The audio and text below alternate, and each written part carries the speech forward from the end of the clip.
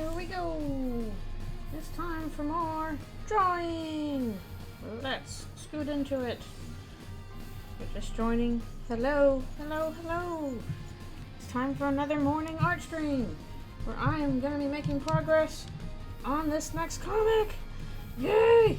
I want to get it done. I realized I forgot to fill in. I'll say there. There he goes. Oh, I just forgot to fill him in here too. I just forgot about a bunch of Ralsei before we do the actual shading parts. Anyways, hello. Thank you for coming to the stream today, if you have come. And I hope you are having a good day. Hello, hello, thank you for coming. Things are okay. I'm definitely glad I got a lot of sleep last night because I was very tired. When I was trying to go Christmas shopping, I realized I did not get enough sleep last night, and now here I am at the extremely crowded mall, and not feeling good, but I got through it, and now I got enough sleep, so I'm feeling better. I can get on to actually doing the shading on this stuff. Yay! This will probably be my last stream of the year, which is kind of crazy. But then we'll pick up again when I get back in January. Hey guys, thanks for checking this video. Hello. The advertisement for the YouTube. I hope you are doing well as well. A busy week of stuff I both want to get done and need to get done before I head out to visit home, which will be nice. I'm seeing my fam and my friends. Yeah, my work schedule a little bit funky this week, so hopefully I can squeeze in getting this comic done and a little bit of other art too. Oh no, it sounds so hard. It sounds like I'm not gonna do like a genocide route myself for Undertale Yellow. I am thinking about doing neutral though, because I'm like, okay, you know, I don't know what you need to do neutral, if you just have to kill, you know, like one monster, or if there's certain monsters you need to kill for that kind of thing. But I'm like, okay, that's more doable than trying to get through the madness that is, you know, genocide. I've never done a genocide route in like Undertale or Eldritchrune. Killing one monster, okay. Then I'll just pick a monster I don't like and kill them, and that'll put me on neutral. I'll try to avoid the bosses. Like the very first time I played Undertale, I was automatically on neutral because I killed Toriel by accident. I was one of those people that, you know, I fell for the, oh, I'll just wear her down and then, you know, she'll realize I'm strong and let me go. And then, you know, oops, you killed her. And I didn't reset after that because I didn't think to do that. I was just like, oh shoot, oh no, I guess I'll keep going kind of thing. So that was my first Undertale experience, was automatically, I guess, the Undyne takes over route. Thank you for watching my video. I might have killed Undyne too, but I didn't want to after that with Toriel, so I was kind of like, oh, I'm gonna look up what to do. I don't know what to do with her. So she was the only one I looked up and realized, oh, you're supposed to run away. Till next time, sweeties. That was the only time I looked up a battle. Otherwise, I try to do it all blind. But yeah, I'm pretty sure that first one with Toriel is designed to be like, oh, if you just try and wear her down, oops, now look what you did. And I was like, no.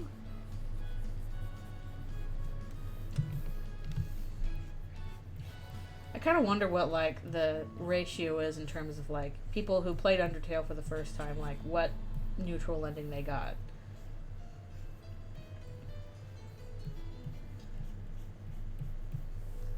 Because there are some really interesting, like, things about the neutral routes that kind of go overlooked, I think.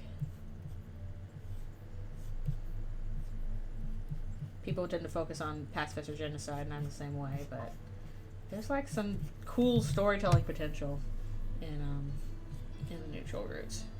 So yeah, to that end, basically, I might do, after I do pacifist with Undertale Yellow, I might do a neutral route. Because if it's only like just kill one monster, then yeah, I'll pick one that I'm like, I don't like you very much, and go from there. Although I haven't found any monsters I really dislike yet, so We'll see how that goes. Even just the regular ones, I'm like, no, you're kind of neat. Two-Face fight. Oh no. Oh no, Two-Face fights. Oh no. Oh, those are the worst. That was like me in Kingdom Hearts 2 Final Mix, trying my best to, like, I'm gonna try some of the data battles against the organization. I tried Xemnas, and I got through it. And I was like, okay, that's one I beat. And then it was a Two-Face fight, and you have to immediately go and do the second half with Riku. And I was like, oh no, I'm not beating this at all, am I? Because of course, if you don't win the second phase, you have to do the first phase over. So, nope. Oh, and my phone. Oh, Dork made a Garrison analysis. I gotta check that out later. I gotta check it out.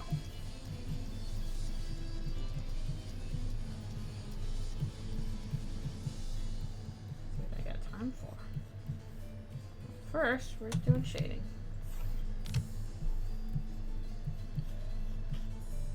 The problem is I like doing the Eldritch Beasts, but they always take so long to draw because they're all big and complicated. Yeah, two-phase boss fights though, that's crazy.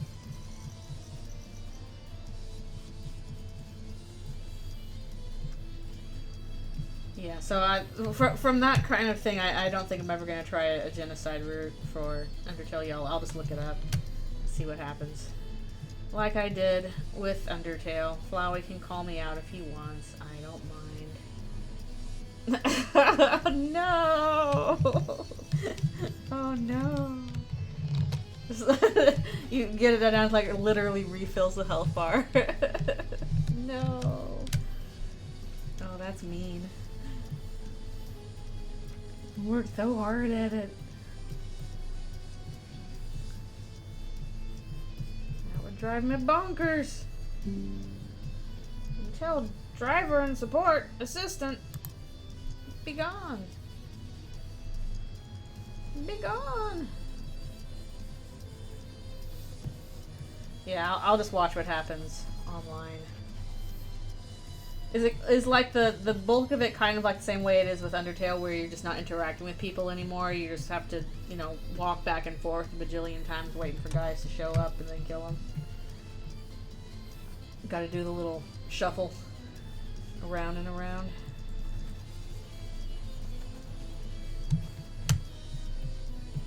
That is kind of like the thing of, like, genocide and Undertale. You got, you know, two very cool boss battles, and the rest is just like, ugh.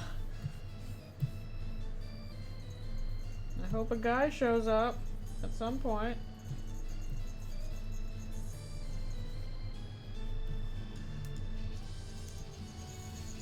Yeah, more lore. It's always good. Maybe there's more on, like, why Clover is there, though I imagine just from the opening that it seems like Clover is there to find the missing humans. That's my guess, but I could be wrong. Not seeking justice.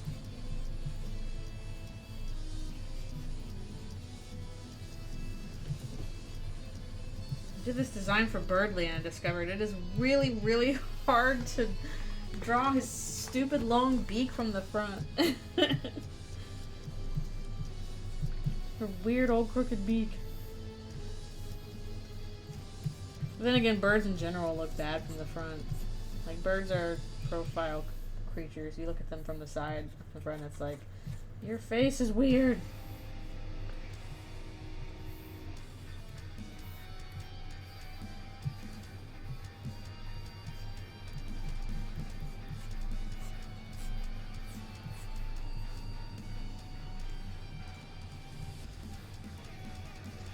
So if there's a fight in the middle and a fight towards the end, you pretty much got like another Undyne and Sand situation. With a really hard fight in the middle and really, really, really hard fight in the end. from the sound of it. Both fights are harder than Sans. Oh boy. Oh boy. I wonder how they playtest that stuff. But I imagine you have to have people like playtest it. But how can you tell between like people that are like, you know, really good and practice with the battle a lot and people who, you know, are relative newcomers to it? I guess if you're playtesting it yourself, like, you know what all the fights or what all the attacks do, and know what you have to do to dodge them. I'm just not good at dodging. That's all. I'm just a crappy dodger. I'm not the artful dodger. Huh? It was kind of unreasonable. Okay. Well, maybe they altered it in the updated version. Cause yeah, I downloaded like I had downloaded version 1.0 at first, and then like, you know, I was waiting until I was gonna stream it, and then I saw the message that they were like, oh, we made some bug fixes and changed some stuff. So here's 1.1. So I'm like, okay, I'll just go ahead and download the latest version. So that's what I started with. Hopefully, like by the time I get back from break and start again, it won't be like, and then we also have another version which fixes some other things, and I'll be like, oh no. I gotta start again.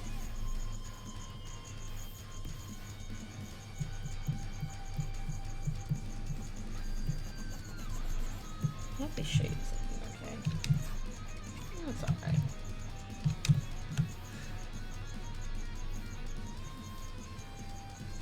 This is why QT or QC stuff is so important. Quality testing.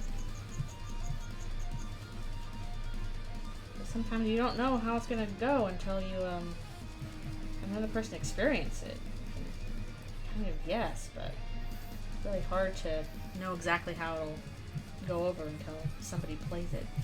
Which is always, I guess, is kind of a thing with all art in general, but it's kind of scary that you really can't predict people's reactions to things. You just gotta hope that, you know, it works okay. Oh, sheesh, yeah, okay. Yeah, if Shay is struggling at it, then that's probably a very hard fight, because, like, again, I regularly see him, you know, no-hit Sans and Undying. So, if that's a 2.5 hour struggle for, you know, people that are skilled with that kind of game, then that's probably too hard for, like, a lay person. Definitely out of my league. I would not even bother. I'd just be like, nah, goodbye. I'm not strong enough.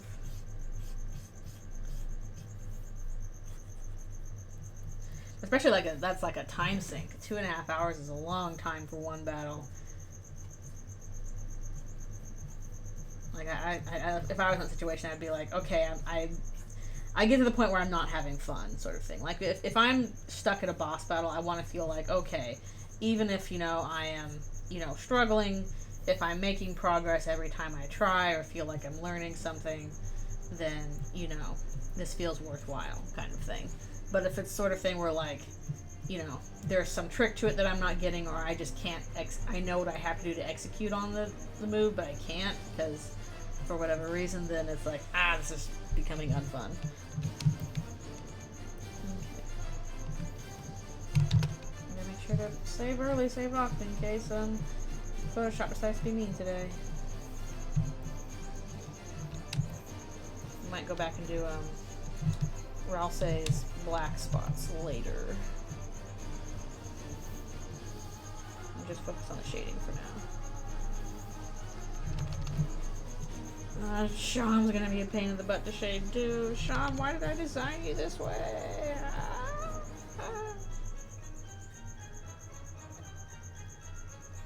Oh, 6 hours. Good grief. That's too long. That's like a full day's work.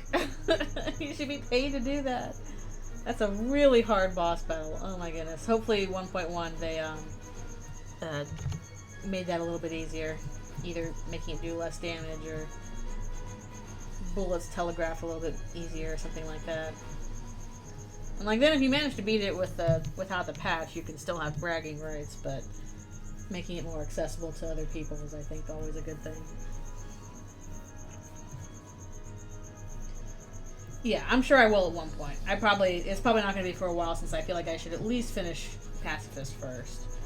And, you know, meet all the characters, or most of the characters, if there's not new characters in Genocide. But it'll probably be a while, because again, I want to stream it all while I'm playing it. And, this is probably going to be my last stream of the year, because after this, it's like I'm technically here on Friday, but I'm literally flying out like the next day, so I won't have time to stream. I gotta pack and clean and drop off Alfie's stuff, including her noisy crickets, which are going right now. I will not have time to stream, so I'll probably stream again in January once I'm back from my break. So we'll see if I can avoid spoilers for that long. We will see.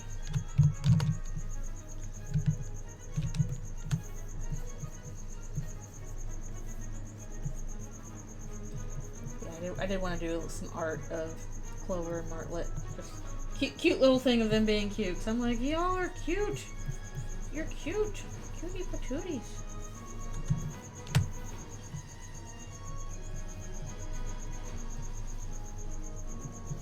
Again, I hope that the team that worked on Undertale Yellow uses this as like their little boost to go and make an original game too, because it seems like they definitely have the skills to do so, just from what I played so far.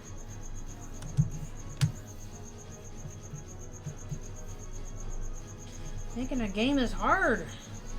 It's hard. Takes a while.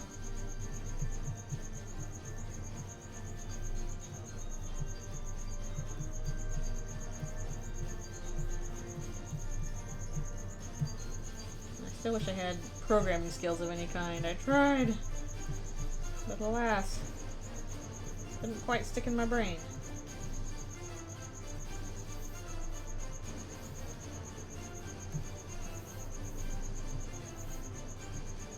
Instead, I just draw big scaries.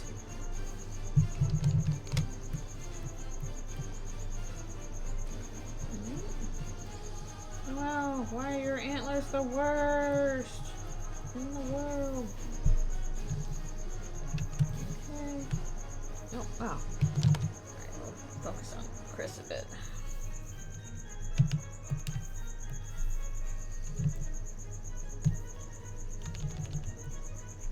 I would like to, as far as I can with shading today.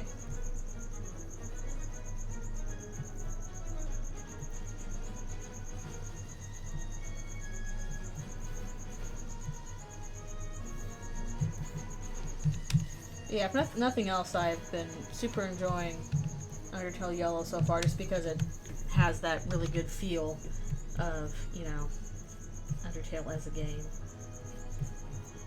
And I appreciate, one, I think it's a good idea to make most of the characters new characters and not just be characters we already know. I think that's a wise decision. You know, with some exceptions like, you know, Toriel and Flowey and stuff like that. And two, I think it's wise that, you know, instead of like, I feel like a lot of, you know, fan games or other stuff like that tend to just kind of like focus on the really cool boss battle. Like everybody wants to make a Sans boss fight, sort of thing. Their own Megalovania.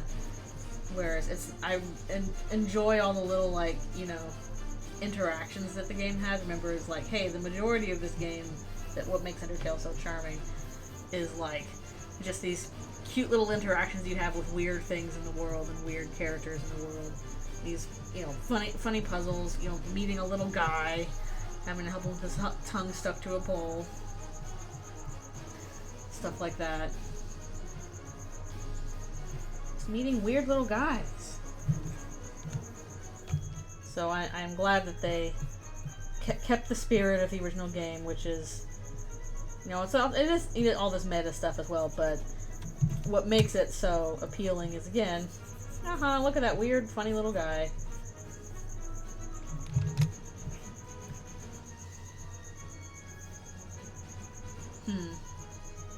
That's good.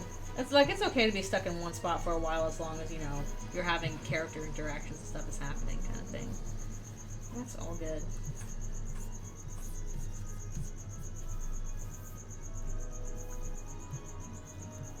It's again, definitely for, especially for a game like Undertale and Eldritchrune. But for that case, like, it's the character interactions that make it what it is, that make it so resonant. I want to find more weird little guys.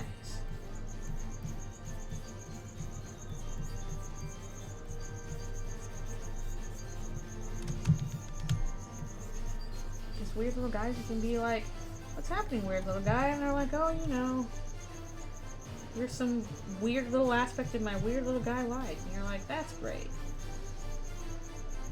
Keep on keeping on.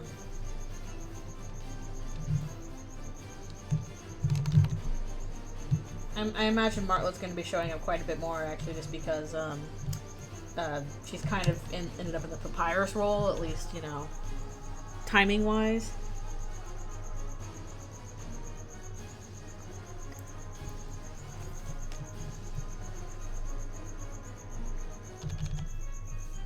Oh, thanks a bunch.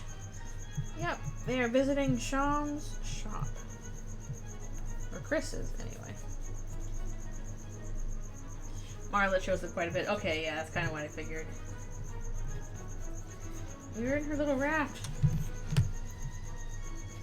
And I'm very positive that, you know, the Undertale team and, or the Undertale Yellow team and Toby were just, you know, thinking on totally separate wavelengths in terms of Birdly and Martlet, but it's very funny that they came to the same conclusion of, there should be a bluebird monster. He's a bit of a nerd. Like, that's just cute. Nice, nice. Yeah, like I said, it's going to be a while before I finish it because I want to play it on stream, but I'm not going to be able to finish that before I go on my winter break to visit my family. So I'll have to finish it when I get back, which will be in January. Well, like, actually I'm flying back like December 31st, but, you know. Same idea. Martlet is Birdly's aunt. Aw. That's cute. Yeah, some kind of relative.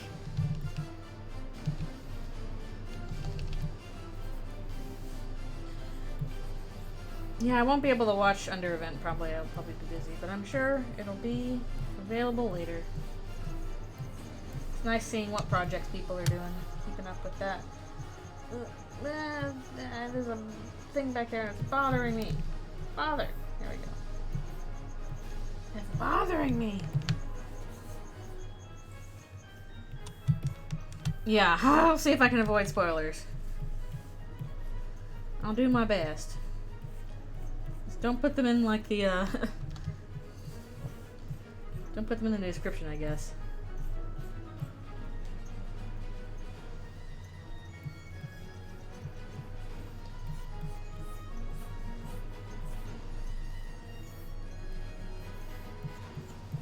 Luckily, like, I've been able to avoid them pretty well so far, so hopefully that can continue. Oh, darn it.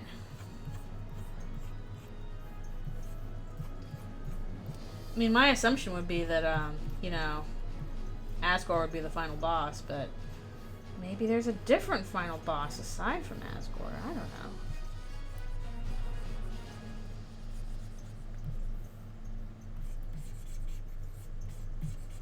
And I guess there's probably different final bosses for different routes, too.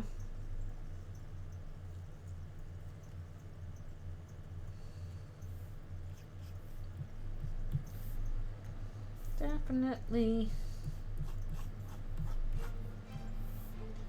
But I'm doing my best. And honestly, when I'm on break, it'll probably be easier for me to avoid spoilers anyway, because I have less internet usage. Not totally unused, but a lot less, because I don't have my computer.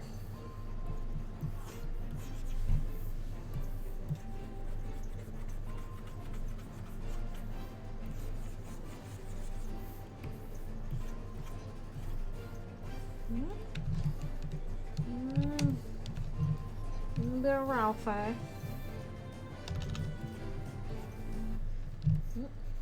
What happened to my music? Oh, apparently Google Chrome just exploded? How did that happen?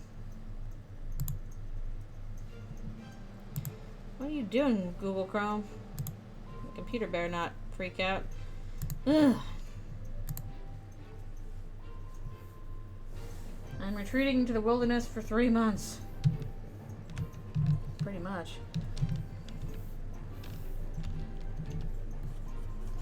Definitely once the new chapters of Eldritchrune are out, I'm going to play them ASAP, but I'm not going to do it on stream. I'm going to record them, you know, privately, and then I'll upload the reactions later, just because I don't want to have to worry about, you know, entertaining while I'm doing that, and just focus on the game itself. So I know, well, last time we tried to kind of all stream simultaneously, it was a bit of a mess.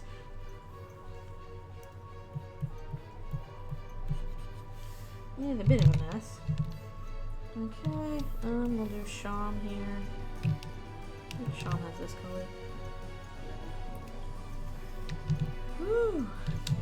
You have to go back in and like fill out all of Sham's weird little goopy parts. Okay, if this is that, I guess this would be it.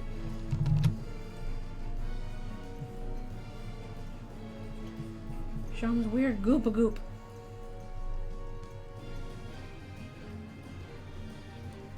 Aw, nice. I used to do typed reactions. That's how I did most of my stuff, and those are very fun too. But since I'm like, okay, since I'm streaming and stuff, I might as well, you know, actually do a video. And I guess no face cam. You don't get to see me being like, gasp, but you can hear me going, gasp. That's exactly how I gasp too, with a little, I'll say gasp out loud.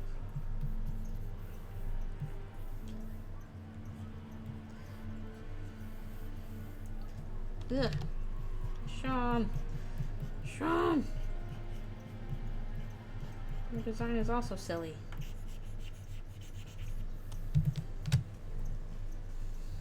Sean is great, honestly. I feel like there's much more about him, not him, much more about them, not to them than we know. Sean is a good character. I wonder if we'll have to fight them in a later part. Maybe, maybe not. Yeah, they do give off Cheshire Cat vibes. I still have the headcanon that Sham originally belonged to Alvin. Was Alvin's toy, then was left behind. Yeah, thank you. I am gonna have to give some content warnings on this part when I post it, because there's some ouchies.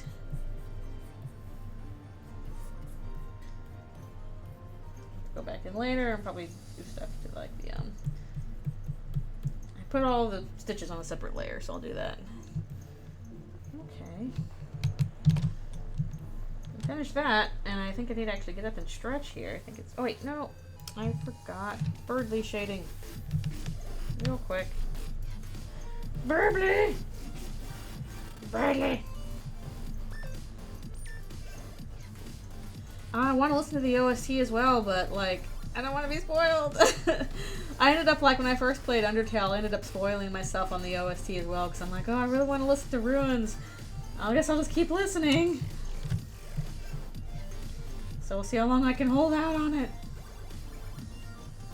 And I'll start adding my remixes to my big, mega remix list. Oh, leitmotifs can spoil too. They can! Spoilers are everywhere!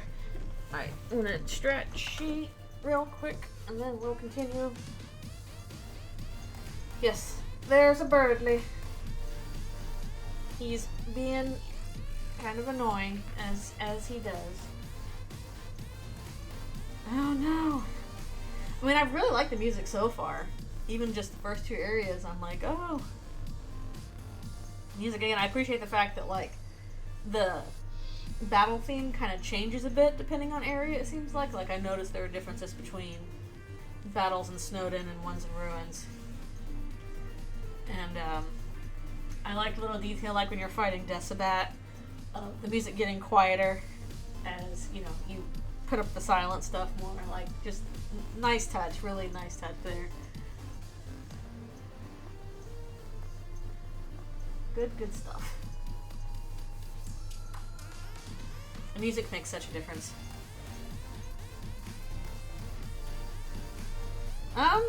Shama is about as hermity here as they are in canon.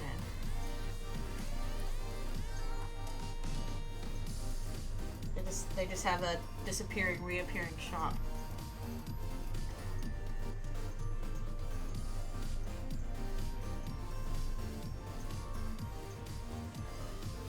Number for the OST. Yeah, they stay in. Well, they have to stay in Castletown in canon because they can't go outside Castletown.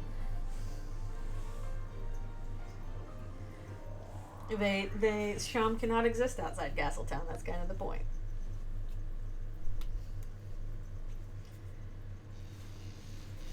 And they're not exactly sharing their shop with anybody else. Alright, be right back for one more stretch.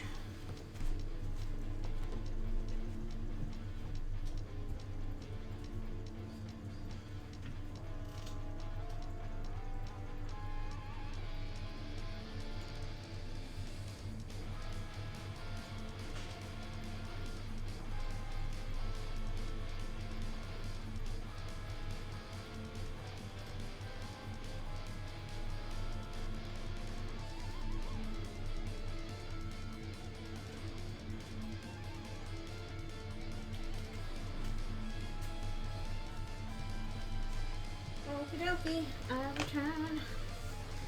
That's good. We got through our shading fairly quick on the first one, so let's scoot on through the next.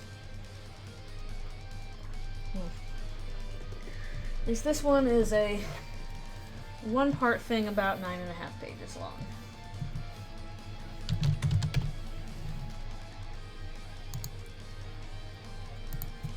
Okay, let's do... First, we'll focus on the beasties first.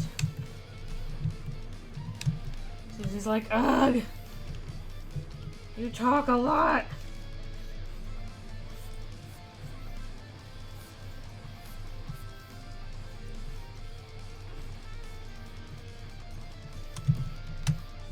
He's very, very chatty about things nobody really understands.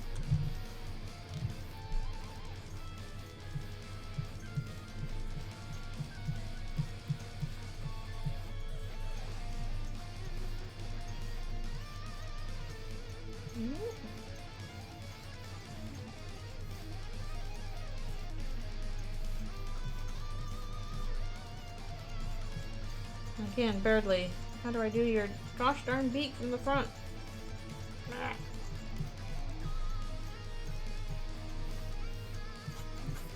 Yeah, I do want to draw Martlet. She has a very cute little feather hairstyle. I kind of like the fact that she has slightly more wing arms than Birdly does. Like, Birdly has, like, his wings are a bit more fingers than Martlet's, it looks like.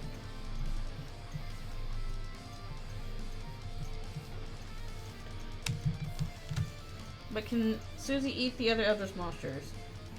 Yes, with some effort. It would probably be harder to do so than stuff smaller than her.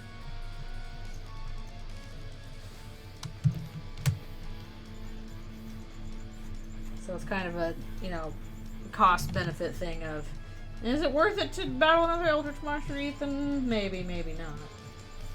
But she's probably gotten one or two in the past. Does Eldritch Birdly have a crush on Eldritch Susie? Well, I haven't said as much, but that would be really funny if that was the case.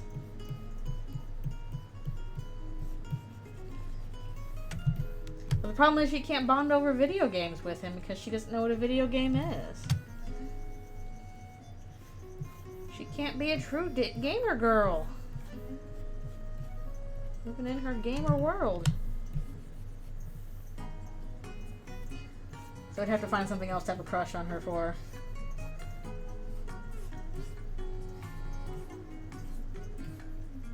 But too bad Noelle got there first.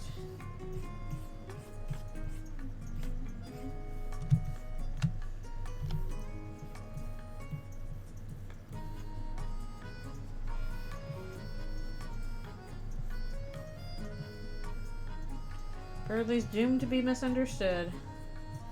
The gamer's curse. No one understands you.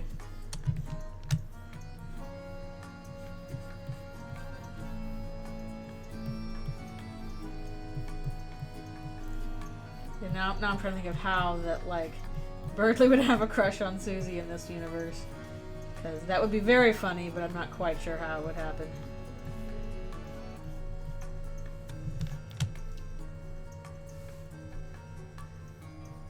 Vibes.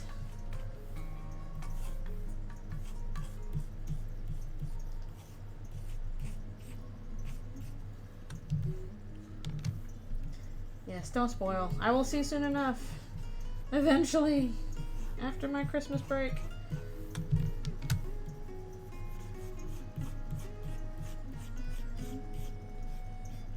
But it seems like, I'm guessing like I'm about a third of the way through the game so far.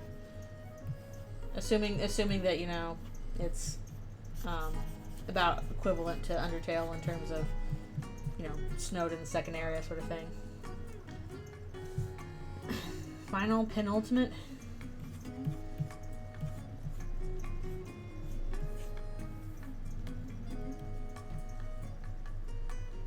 Oh, I'm 1/4 of the way through. Okay, that might take a little longer then, huh? I imagine with harder battles, though, it's probably going to take me longer to get through areas as we progress. And I guess it's true, like, you know, Snowden took a while, but, like, Hotland is considerably longer than Snowden, I feel like, just from the original game. And then Waterfall's longer than that, too. Like, each area gets successively more complex. Hello, hello, thank you for coming. We are discussing the games. Birdley's trying to discuss games too, but nobody understands him. His knowledge is too strange and arcane.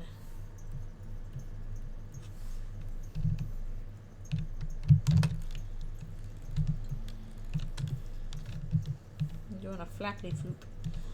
Floopity flap.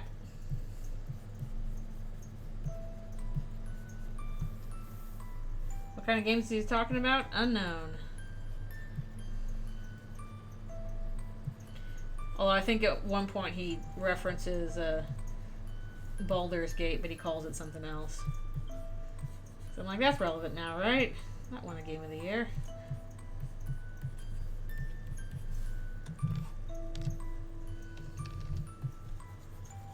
I suppose I should play Baldur's Gate sometime, but no time. Or Baldur's Gate 3 specifically. Especially since I know I enjoy me a good Dungeons and Dragons.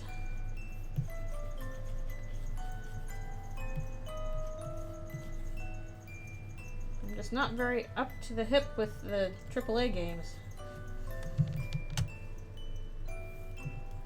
He plays normal games.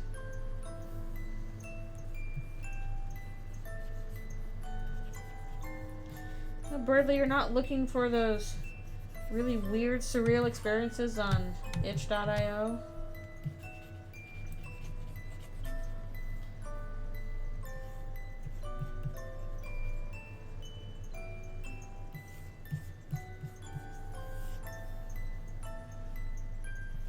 No, that's mobile games.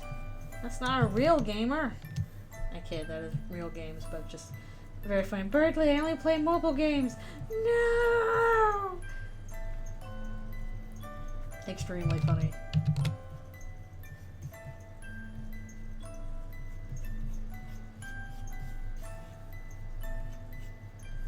That's why he's such a dark presence in this universe. He plays mobile games. I'm the best at Candy Crush.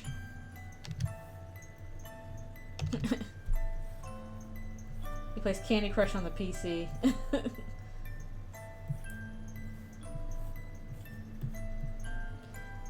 Well, speaking of PC games and stuff like that, do you know that Robot Unicorn Attack still exists?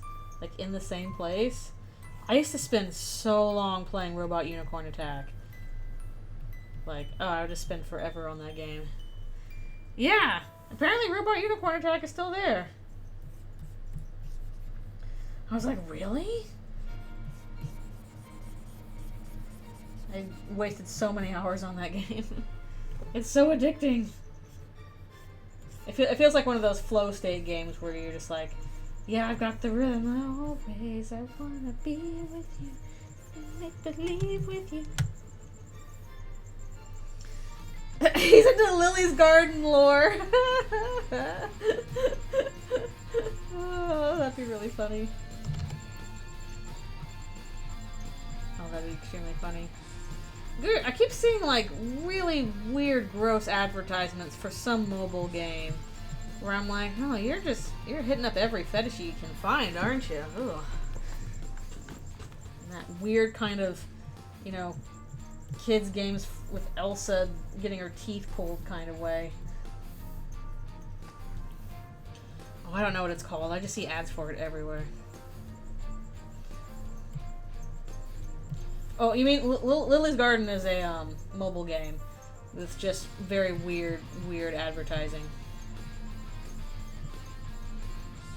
A lot of those kind of mobile games, they do really deceptive, really weird advertising. And they're usually just like, you know, the most basic puzzle games. Or, you know, pay-to-wait games, basically. It's like, you did 3 tasks. Do you want to do 3 more tasks? Give us some money. Otherwise, wait 24 hours.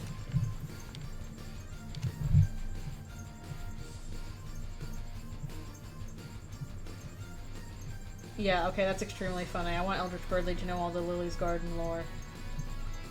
I'm like, we really don't know what you're talking about. Oh, I actually like the soundtrack for Monument Valley. At least Monument Valley 2. Like, it's a very soothing soundtrack.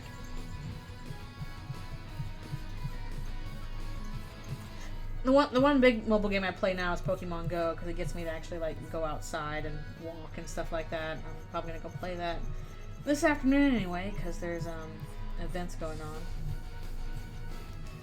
And I used to play this, Picross game, but I had to stop because I realized, okay, this is eating into my hours and making my wrist feel worse. I can't make my wrist feel this bad. I have to stop. So that sucked, because it was a fun game. I really like Picross games, or Nonogram, whatever you want to call them.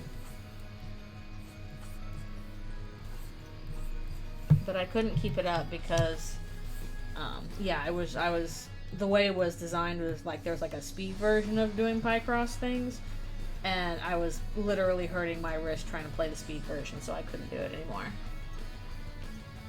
Picross is fun! I like it. That's a fun puzzle game. like the game I think I was playing was like, I think it was called like Hungry Cat Picross, so it was like color Picross.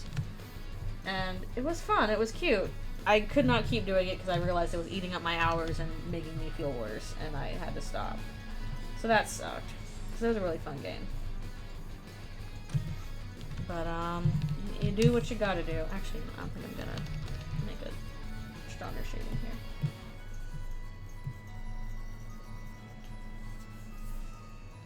Yeah, like again, like a puzzle game like Picross, you can figure out pretty easily. We'll shade in Chris here. I think the first Picross game I actually played was for a while. Game Freak did a Pokemon Picross, and that came out on the Switch, and it was free. So I'm like, okay, I'll give this a try. And you know, obviously, like, you know, free games, they want you to buy a thing.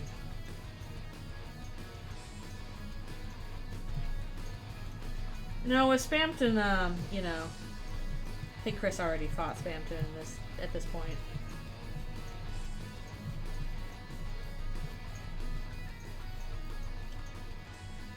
probably fine until we get to the stuff a few pages from now.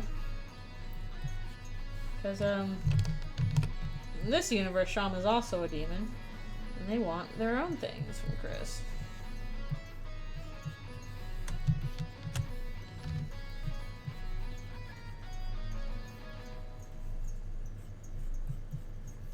Hey guys, It's a Current shop. here. Oh, Hope you liked that got video, it. and here's another one. If you Is want the to check out. advertisement of your YouTube?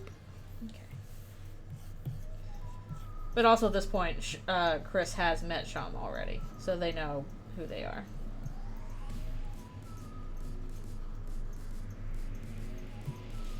They've already been introduced. Yeah, we're gonna get some body horror. Little bit of body horror coming up.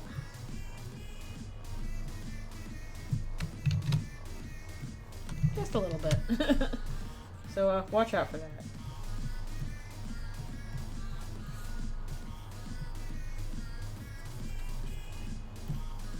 It's not really, well, kind of, not really.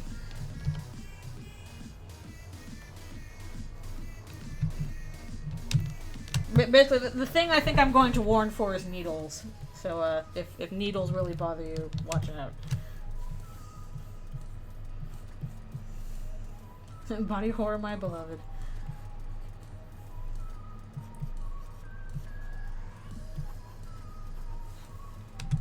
Okay, if you're fine with needles, then you'll be okay.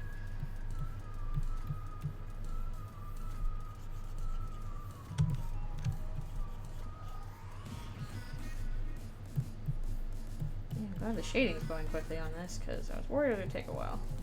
Well, I know I do have to go back and do some other stuff, like all the black parts for Ralse and for Sham as well.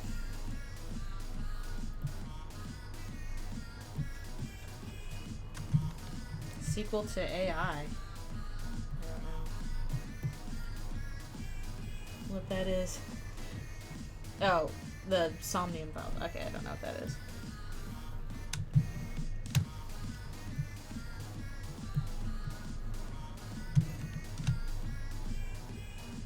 BI.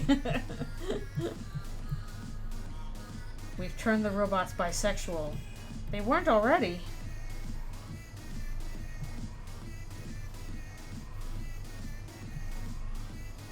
Gotta give all those robots the bisexual lighting. It's what robots need.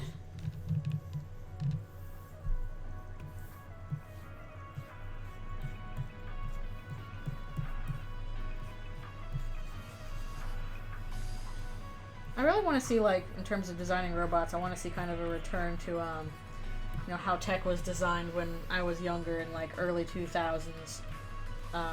All the see-through stuff, iMac, colorful kind of thing going on, rather than, like, this really sterile chrome sort of thing. I mean, my weird candy-colored see-through stuff. Little did we know that was peak design.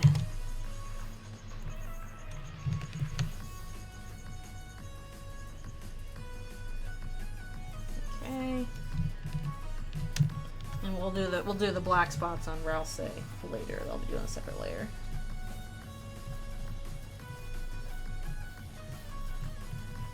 And same with, there's gonna probably be some black spots with Sham. We gotta fill those in when we do that. Yeah, more Queen. Queen was great. I like that, you know, kind of candy colored iMac look going on. That was great.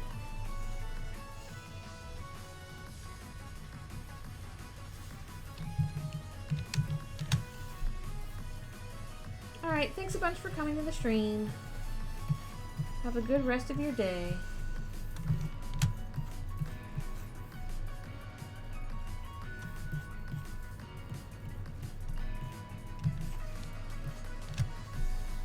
And yeah, with gory stuff, I may or may not be able to play that kind of thing. Like I've watched, you know, say for example, a Silent Hill playthrough, but I don't think I've ever played it, and I don't know if I ever will, sort of thing.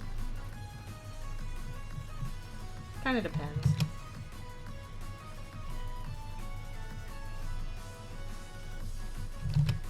good grief, I've got like a big list of games I need to get through. I need to do a poll on my Tumblr and or Twitter, basically for after I finish Undertale Yellow, what to play next. But Undertale Yellow might actually take a bit if I decide to go and do the neutral route as well as the pacifist, but I'm probably not going to be doing genocide. That's not really how I roll. But, you know, if all I need to do for neutral is, like, kill one monster, then I'll pick one I don't like, and you can go from there. Yeah. That is a useful thing about demos, is being like, hey, is this game for you? Well, you can find out before you actually play it. That's nice. Although, creating a good demo is also already its own difficulties. Yeah, I've heard like there's some really good things about the neutral ending. At least in terms of like characterization, stuff like that. So, if that is the case, then yeah, I might do a neutral run as well.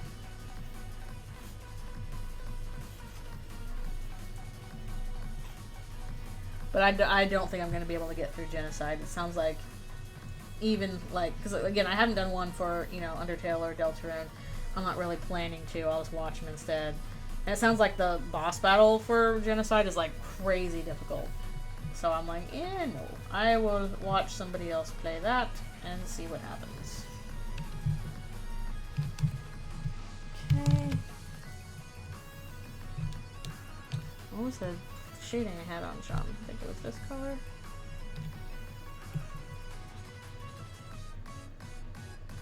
Yeah. Well, I'm sure you can't put the worst possible things in a demo anyway, because that would spoil some of the fun if that's what you're looking for.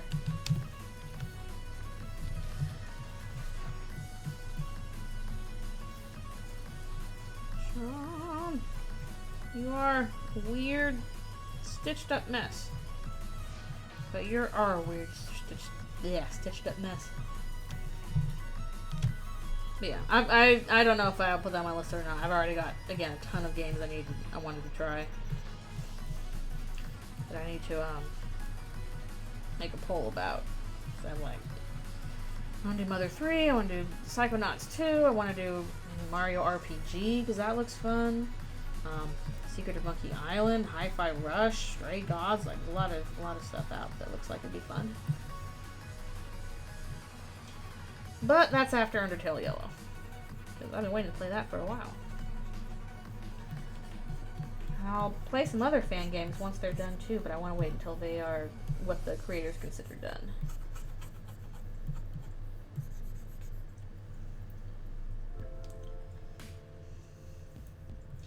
Yeah, I'm sure. Yeah, Nier looks good too. There's just a lot of stuff out there. Not enough time in the day, especially if you're a grown-up adult with stuff to do,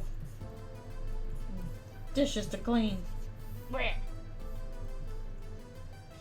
Yeah, I'd like to play Celeste too, although I imagine I might need to like have some help with it, because that kind of precision platforming I'm not skilled at. So I might need to turn on, you know, God mode or whatever to help with that. I did have to like turn it on for like Hades when I played Hades. I eventually was like, okay, I'm turning on God mode, I'm sorry. But that one I felt like was well handled, because even with God mode on, it still felt like it was challenging for somebody like me, and I could get through it all and, you know, not feel like it was too cheap. That was a good implementation of God mode. Yeah, and it sounds like there's like good help options for that, which is nice, because then if like there's something I'm trying it and be like, okay, I'm really struggling with this, maybe I can turn that on, and because I don't want to, you know, get rid of the challenge completely, because part of the fun is the challenge, but I feel like it's nice when you can scale the challenge to people's skill level, so that, you know, whether you're good at those kinds of games or not, you can still play it and be like, oh, this is challenging and fun, and I'm, you know, enjoying this. It's a hard thing to program for sure, like accounting for different people's skill levels, but if you can pull that off, then that's pretty impressive.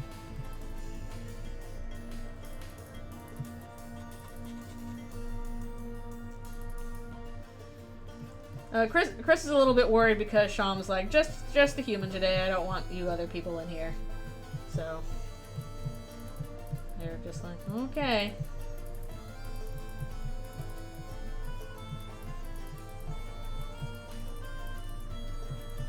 Just, you know, demon interaction's always a little bit fraught. Especially big, weird, stitched E-core things.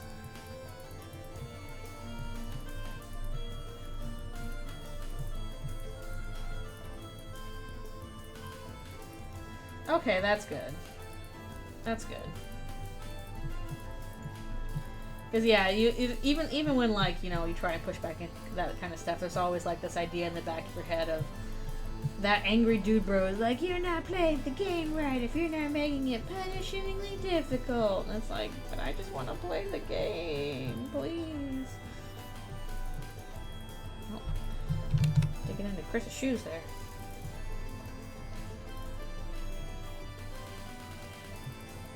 Oh, nice. That's a hard thing to nail too. Is that getting those, like, I wish there was like, there's probably a better term for it than what I'm thinking of, but like that way of a game feeling good to play, like it feels satisfying in terms of like, you know, how you hit things or how you jump, how you move. That I feel like is a really hard thing to get right. That's specific to games. Yeah, I probably couldn't do a Dark Souls. I can't get good. I don't have time. I have to do the laundry. Ah!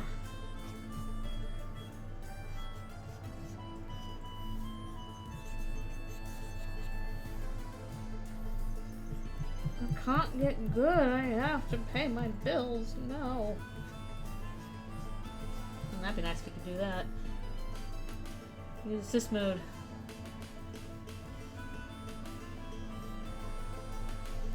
That's cool, that's cool.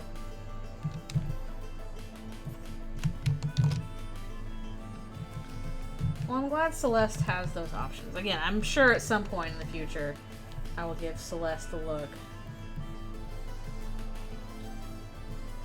And, you know, probably also like Hollow Knight, because I know I have plenty of people on my server who will happily get me into doing Hollow Knight.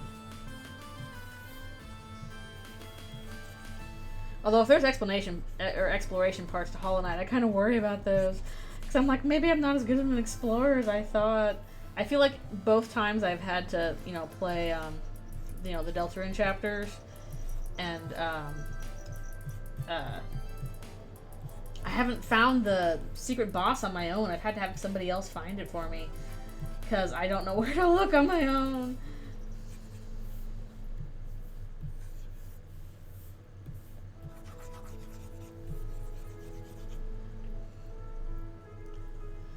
All exploration and bosses. Oh boy. Woohoo! It looks really nice, but I'm sure if I play it, you'll just see me being like, I suck. I suck. I struggle. Might go do a different color for that part of Sham later.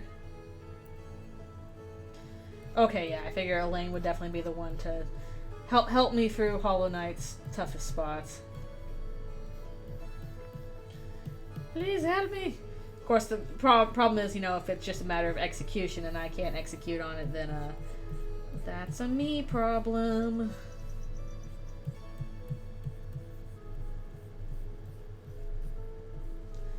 My usual way of playing Kingdom Hearts is hit the attack button until it dies.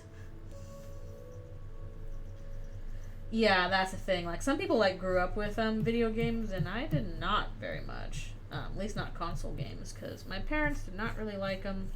We didn't have consoles growing up. We didn't get them until, like, is that everything for this one? That's about it. That's about so. Actually, let's go ahead and fill in the mouth real quick, because I don't know if it's going to be black or not. Yeah, so we didn't start getting consoles until, like, I think the first console that we owned was the Nintendo 64, and that my brother got it from a friend for his birthday. It was a very rich friend. But that was, our first console was Nintendo 64, even though I was technically old enough to play, like, you know, NES and SNES when I was a kid. Yeah, not since elementary school, basically.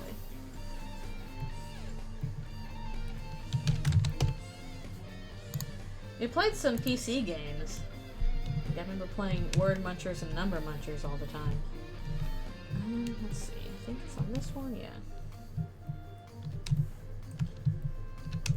Yeah, I did not grow up with mini games. Basically, it was a, for a long time, it was a special treat where, like, again, from Blockbuster, you could rent not only a game but a console for a weekend. So rarely it's like, okay, special treat for you kids.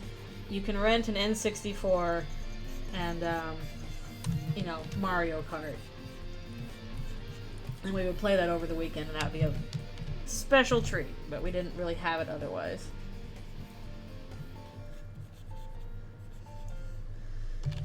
Susie must be like, hey, I want it in too. Susie, you cannot fit. You are too big. You do not fit into the little tent.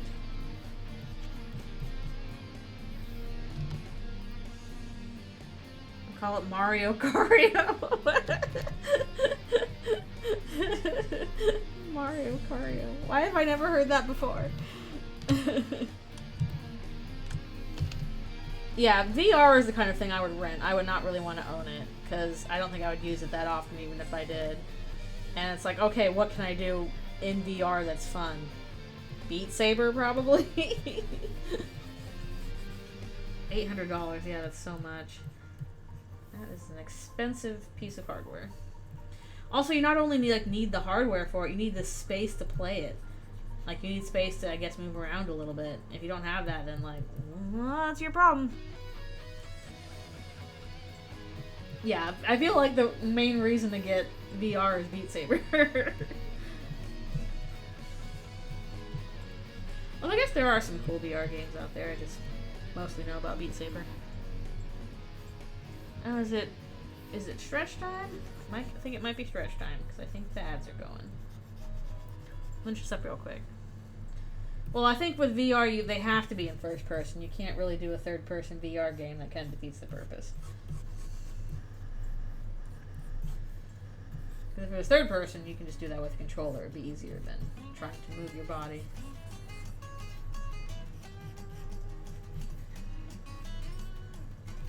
Apparently the primary block to VR games and being widely implemented is that, like, you know, humans are great with tool use, but in terms of just, like, human biology, the inner ear really, really, really, really does not like you telling it that it's moving when you're not. And so, like, if you try and move too much in VR, your inner ear is just like, no, stop, incorrect buzzer, and you start to feel really ill. So you pretty much have to design your games around the fact that you actually can't do too much movement, or your body's just gonna reject it. Like, you can move around, but you have to kind of like jump from place to place. Yeah, that's the main problem, is like, if you are, you know, walking somewhere, your body like expects to be going somewhere physically.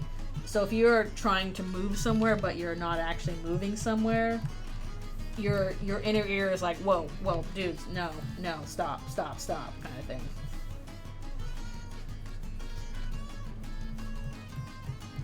So to that end, like, you have to really limit it, which is probably why something like Beat Saber does well, because you're not moving except for your arms, and your body's like, okay, sure, this is fine. Also, hello, thank you for coming to the stream. We are working on this Eldritchrune comic. Although I might need to get up and take a break soon, just to stretch my wrist. How am I? I'm doing alright. Glad I got a little bit more sleep last night, because I did not get enough yesterday. And I went Christmas shopping, and the mall was very crowded and noisy. And I'm sitting there like, oh, I don't feel good. Okay, I gotta go find presents. Okay, bye. You know, the person's trying to sell me stuff They're like, you want 2 for 1? I'm like, no, I just want the one. They're like, the second one's free. I just want the one. Why don't you want the free one? I just want one, please. I'm so tired. I know it's stupid. I don't care. I don't need a second one.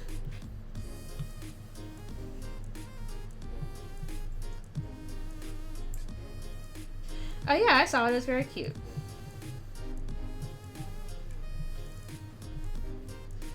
I always feel so awkward when like that happens. Like, you want 2 for 1? And I'm like, not really. I just need one. Like, if I'm gonna be paying for one anyway, I don't need a second one. Like, why don't you want a second one? It's like, what would I do with it? I only need one.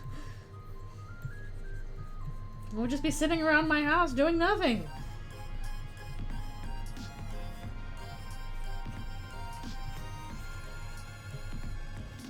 I know it's a good deal. It's just not very relevant to me right now. After we finish Noel, I will take a quick stretch break and grab my orange juice.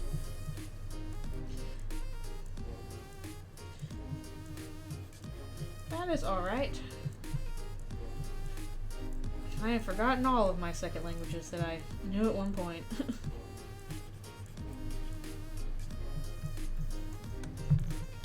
I need that vitamin C.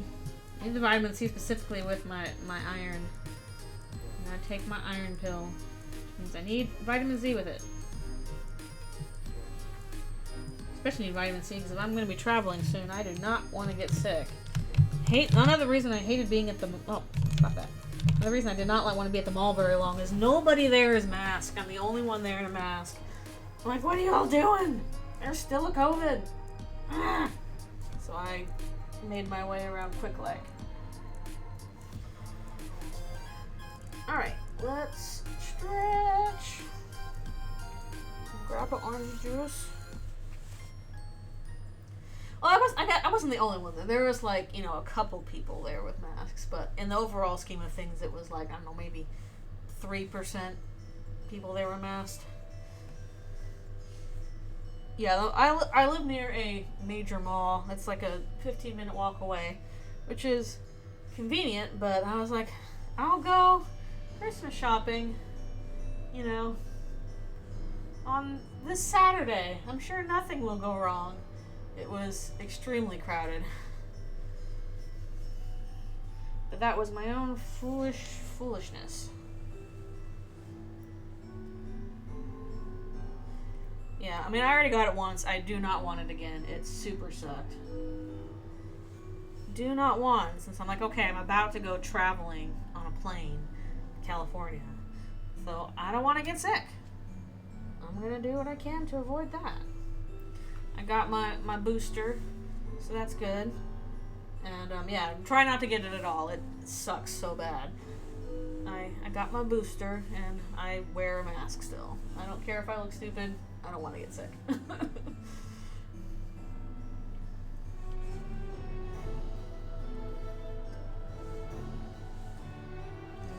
You might have mentioned that, yeah. No! You got a flu and then you had to make a bunch of ocarinas, that thing you literally like spit into to make a noise. No! Also, Pottery, you're putting your hands all over everything. Hand in your mouth. Alright, be right back for one more stretch.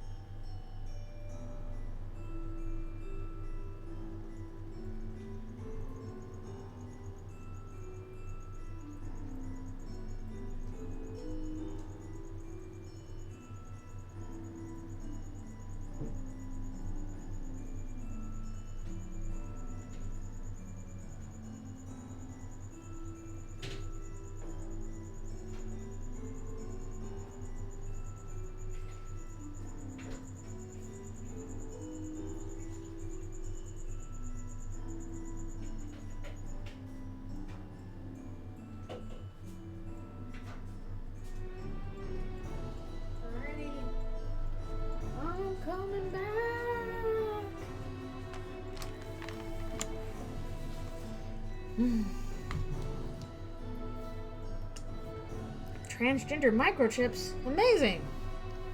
The wonders of technology.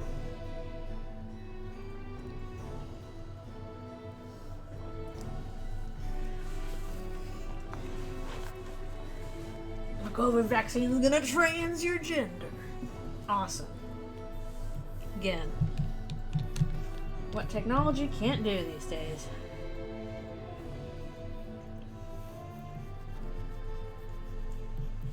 Also, like, why does the government need to put a microchip in your body when we literally have our phones on us at all times? They don't need to track you with a microchip. They have your phone, which we never put down anyway. So, it's just silly. Silly, silly, silly. Your Elsie's like, I wanted to... Elsie is a little unamused.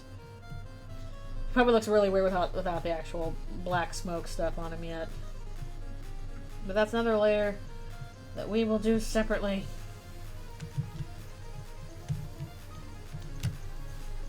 He's like, great, get to sit outside and listen to Birdly yammer on even more.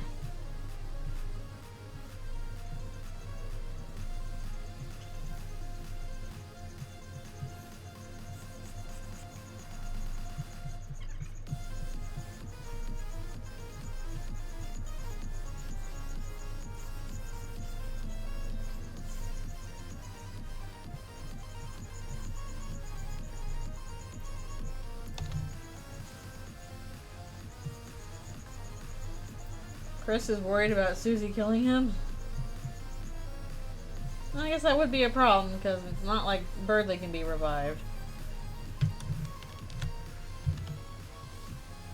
He's like, oh man, giant chicken dinner right behind me. Ugh. But I have to be nice to the human.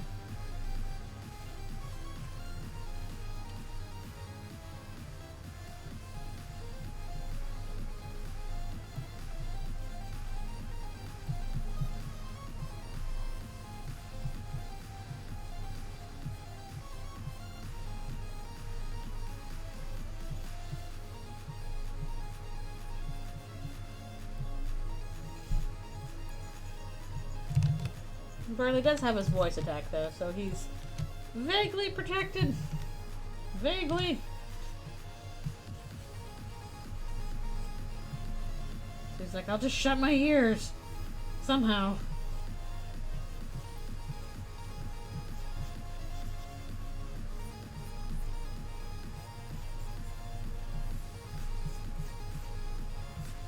Yeah, a little bit.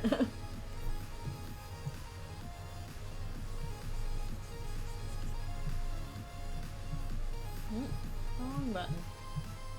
Wrong brush.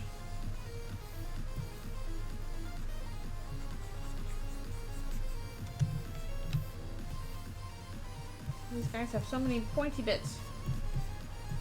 But ice crisp, icicle, fur, and everything else.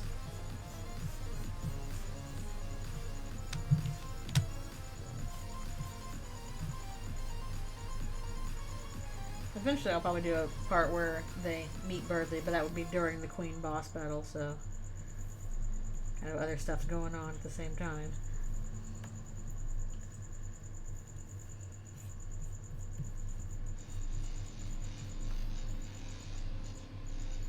That's a lot of work to cram into one day. I would try not to.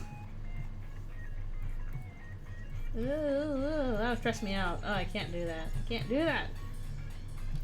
I can't procrastinate because it makes me super upset.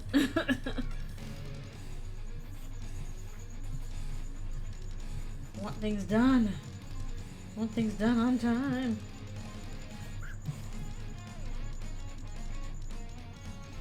That's extremely time consuming. That is a very, very time consuming thing. I feel like there's got to be like some better tools you can use to make that go a little faster. Let's see what else here.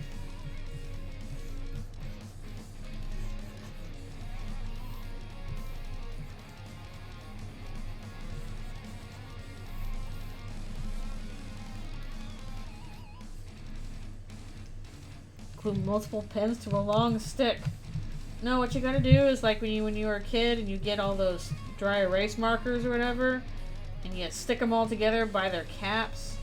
Now you've got a giant sword where the moment you hit something with it, it breaks apart into a million pieces, and it's the coolest thing ever.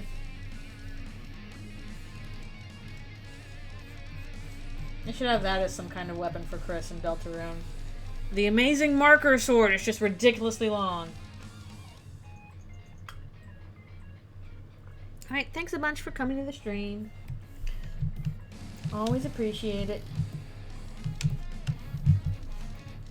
Nice to see Birdly being a goof.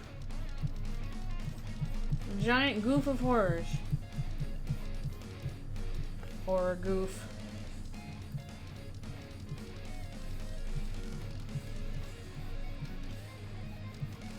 I'm an Eldritchrune, but I'm also a goofy guy. What do I do? I need another Sephiroth. Flufferoth. Bum, bum, bum, bum, bum, bum, bum. Jefferoth.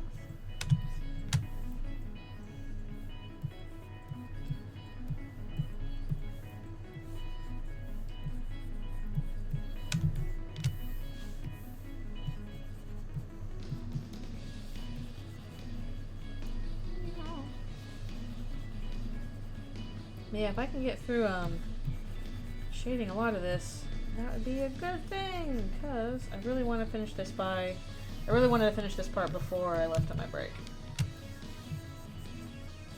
And depending on how work goes, maybe I can finish it tomorrow? Maybe? I don't know, the text will take a while to do too, it always takes a bit. Maybe Tuesday. Tuesday.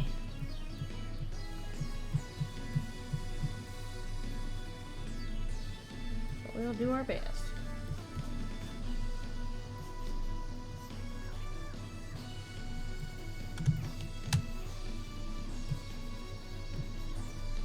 Gotta do Birdly's feathers. I'm gonna do like a little glowy bit on them. I hope that looks good. Let me test that real quick.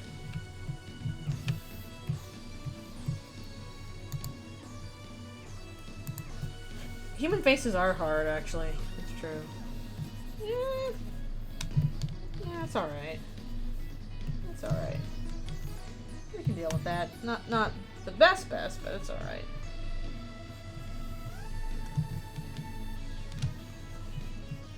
Human faces and human hands are difficult just because those are two things that we probably see more than anything else. Or it's two things that we pay more attention to than anything else. We are always very careful to observe faces and hands. So if something is off about them, we are more likely to notice it than we are with a lot of other things. So those are the two things that I think people can have the most troubles with. Faces and hands, faces and hands. Everyone struggles with faces and hands. A little song. Whereas drawing a big scary beastie, that's fun and easy. Nobody's seen a big scary beastie before, at least I hope you haven't.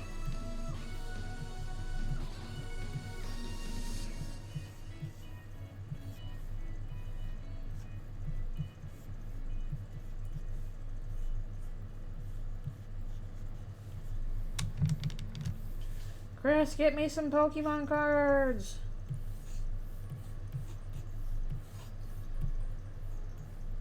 I want the new expansion pack!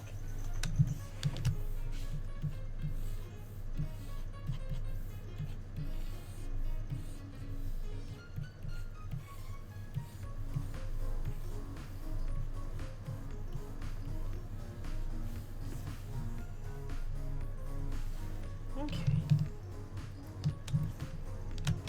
Do Ralsei real quick. That's funny. Chris or Toby helped remix the ending song. That's funny. That's silly.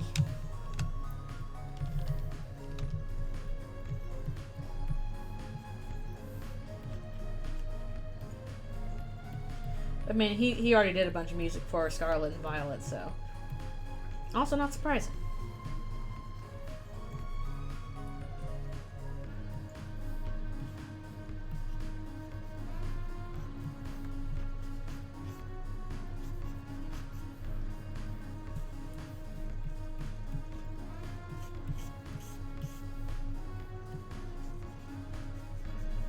No, we'll go back to the black parts later. And the smoky, spoopy, shadowy stuff. Must be on that shadowy place.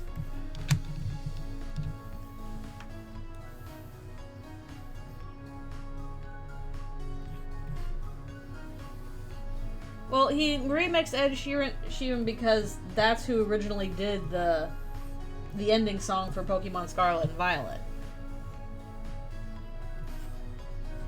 Like, what people were already like was Ed Sheeran did the ending song for Pokemon Scarlet and Violet. So yeah, of course, if he's remixing the ending song, he's gonna be remixing Ed Sheeran because that's who did the ending song.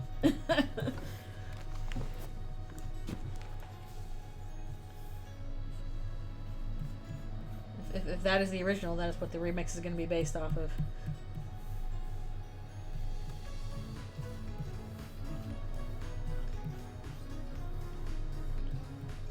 So, like, I'm not sure why people are like, oh, Toby Fox is above that. I'm like, my dude, he cut his teeth on, like, remixing, like, oh, good grief, I suddenly forget his name. Nick Cage. He would remix Nick Cage's voice into songs. Like, he does weird meme stuff all the time already. Like, literally one of his popular Homestuck songs is a bunch of remixed, like, Nick Cage going off the rails sounds. Okay, now we're going into the shop here. Okay, if that one is that one.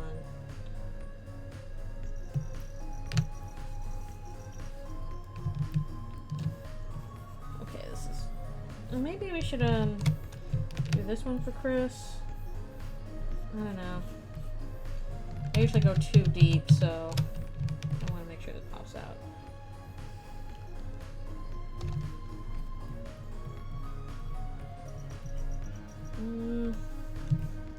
It's gonna blend in too much. I'll just do the other one. The one problem with sticking with a particular palette, I think in this case for Chris, it's probably gonna work better.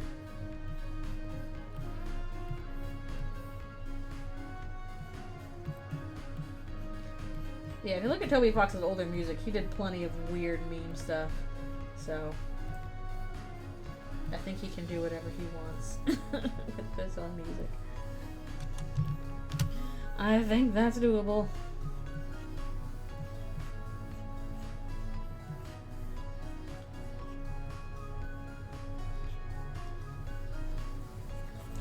Chris is sitting down for a little chat with Sean.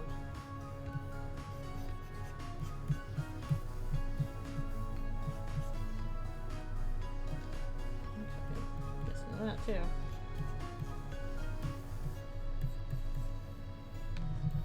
Let's see. We'll do Chris first, then we'll do Sean.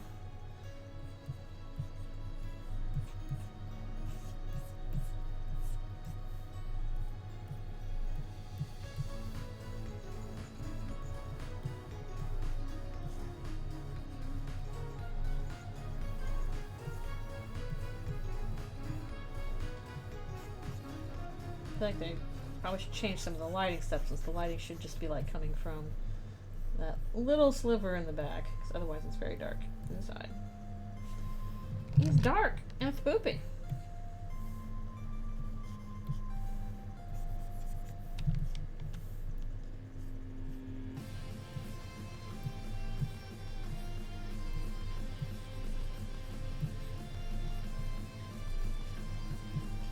Also, do you ever get like weird associations of like stuff you were listening or watching while drawing something, because while I was drawing most of this, I was listening through like a 8-hour long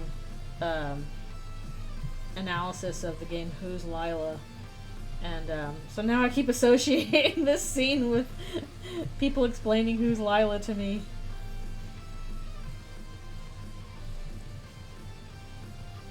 Which does look like an interesting game, if nothing else.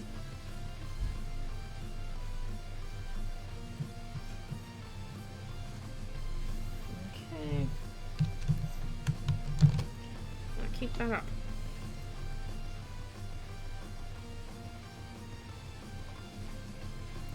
Actually, I kind of want a little more here.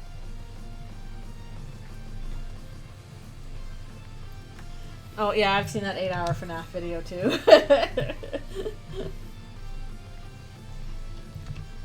Love me a good 8-hour video essay about something I'm never gonna play. Yes, please. Explain this game's themes to me. Tell me all the secret lore.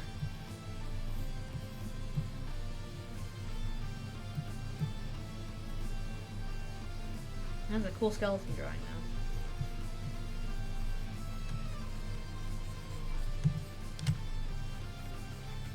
Info dump at me while I draw stuff.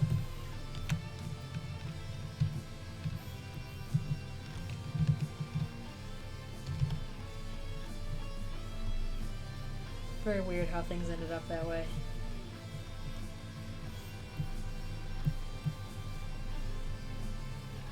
I'm not a FNAF fan, I just need background noise, exactly. It's hard, like my parents when they work, they put on movies to listen to. But for one thing, I think they put on movies they've seen like a million times before, so they don't have to watch them closely. Two, also I feel like movies they still require more attention for me to actually watch them than like a video essay.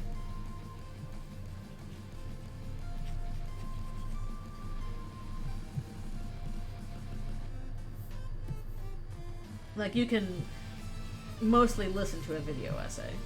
Like watch them do it too, but don't have to do it specifically. Depending on, you know, what kind of video essay it is. It's the kind of thing where like I can watch in another window while I work in my second window. That sort of thing.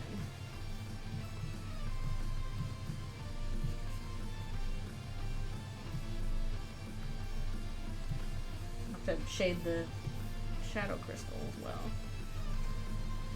More shadings for later.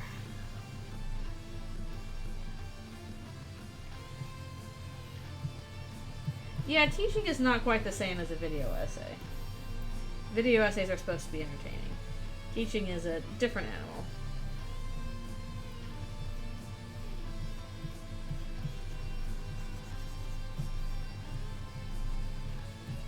But I think it's also important to, like, you know, if students need something to help them focus, like, have them do it. Like, my mom, having as a teacher, having learned from the fact that I drew all the time when I was in school, would basically let, you know, if she had kids that were doodling in her class, she would let them do it. Because she's like, okay, you know, some students need a doodle in order to, you know, pay attention. Whereas I have had other teachers who did not like that. Yeah, no, it's true. Sometimes it's like, no, I have to be doing something with my hands in order to be paying attention. I would draw on my notes while that was going on. Actually, we might have to, is this gonna work? I hope so. No, I want to do that, the other one. Especially in high school, also, I would, draw notes that sometimes had to do with what I was learning. Like, I would draw stuff related to, you know, history and stuff. And that would help me retain it as well. Now, something more like Spanish, you can't really draw Spanish stuff, so I would just kind of draw dragons during that.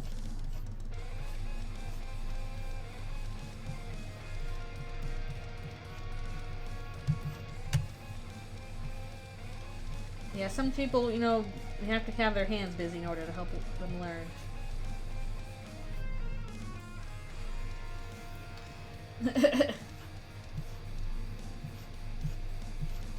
I can't explain it, it just happens.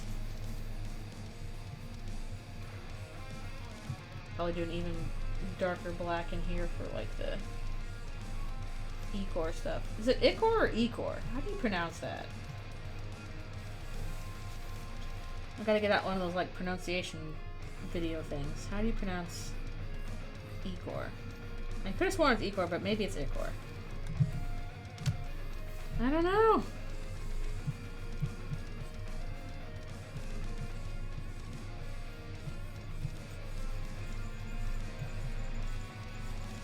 One of those words I don't think I've heard people say very often.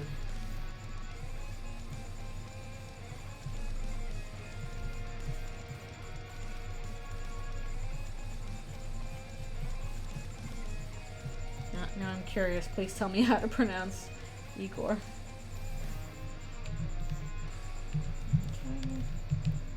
It's a very strong look there. I mean, technically, but I want to say it in a way that makes me sound correct.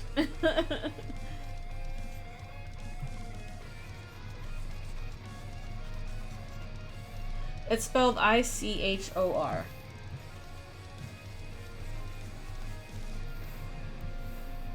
That is how you spell it.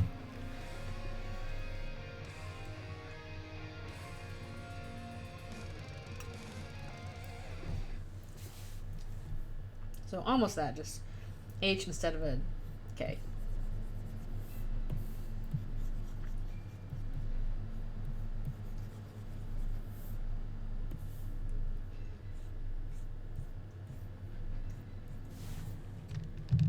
Let's see. Sham looking all creepy.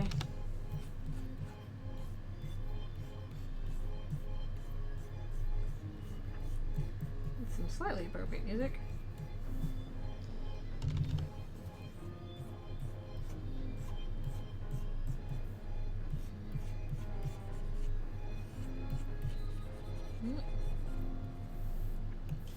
Get over here.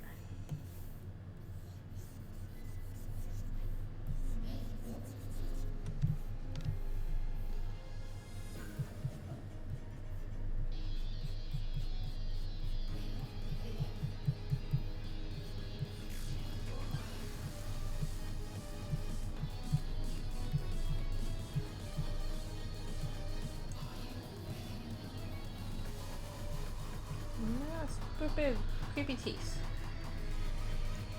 I think I was also listening to a retrospective on Courage the Cowardly Dog, so I kind of got that Courage the Cowardly Dog scary teeth thing going on.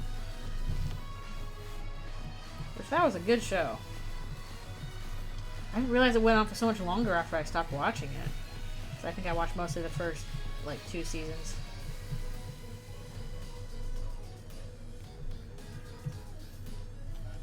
Love me some Courage the Cowardly Dog, though.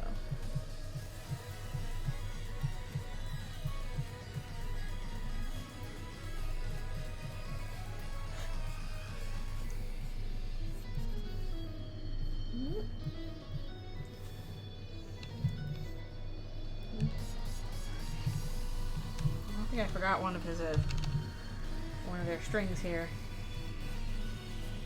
I'll go back and add that later.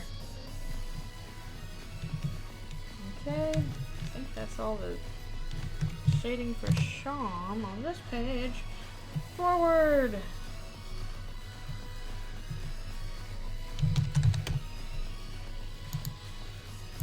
I'll do some funky stuff with the glass here. Probably save that one for later. My phone.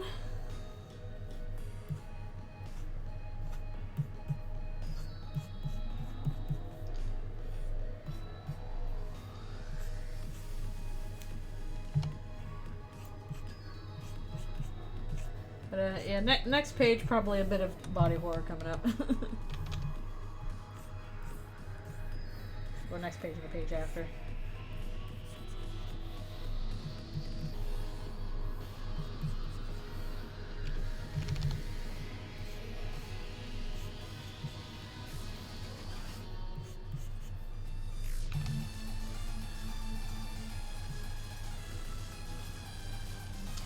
Just a little bit, though.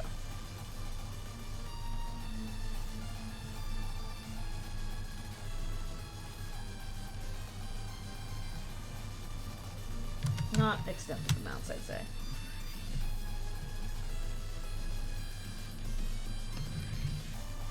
I just gotta take a break soon to stretch. Gotta keep doing that.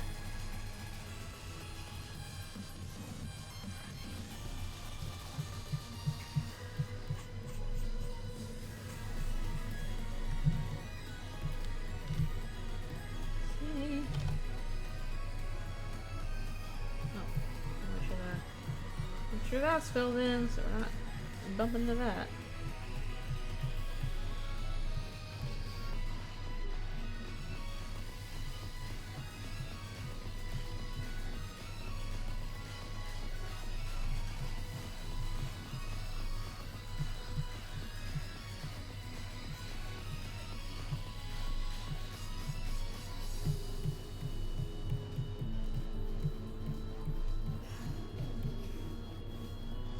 Probably should put a bit more here.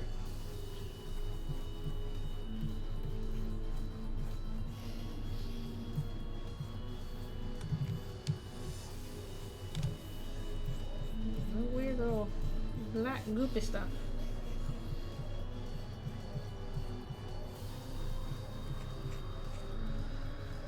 I'll admit, Sean was pretty fun to draw, even if, like, simultaneously a pain to draw and also fun to draw. It's like, oh, you have very spoopy face, but also you're way too many lines. Too many lines. Okay.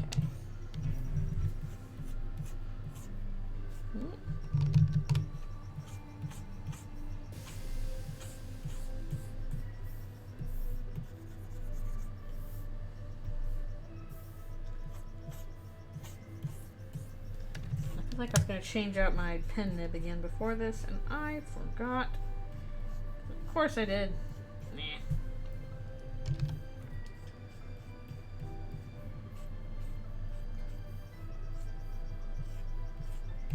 Probably should have put more here, actually.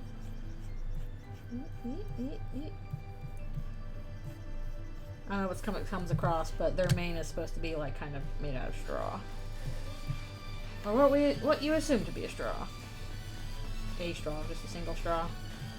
Over and over again.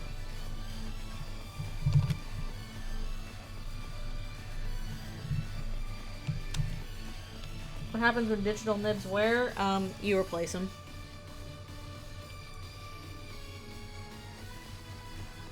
You just replace them with new nibs. It just starts to feel a little kind of scratchy. More than I would like. Like this kind of feels like, ugh, it's kind of scratching a bit. They just wear down a bit over time because, you know, it's friction. You're putting stuff on a surface, even if the surfaces are designed to go together. But yeah, if a pen nib wears down, you just replace the nib. Not too difficult a process as long as you have the right tools. Yeah, it should last for a while, but again, if it wears down, order yourself some replacements, get, you know, the tweezers or whatever you need to pull out the nib and replace it, and you have a new nib.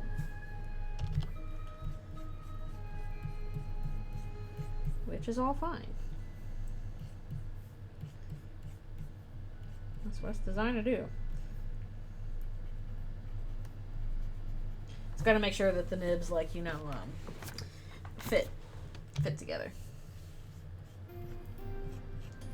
Although with something like an Apple pencil, I don't know if you can replace the nibs on those, which, thanks Apple, of course.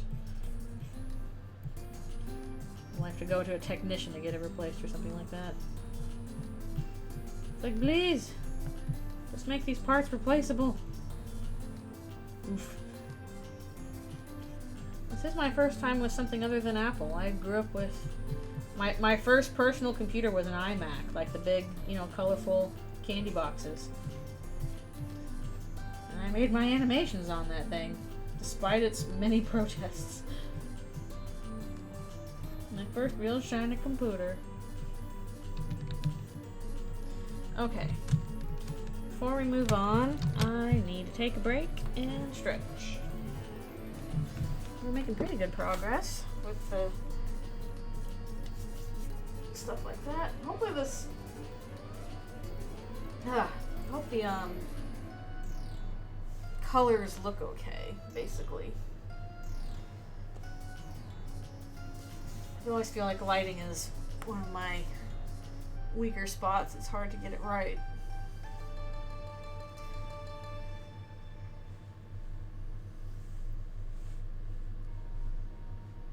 I'm trying though. And it being like a lot of black in this section. I'm kind of wondering if I should do like maybe some kind of a rim light on Chris to indicate the light's coming from outside, but I'm not sure. And I like me some rim lights. It's like outlining your character, but with light. Whee!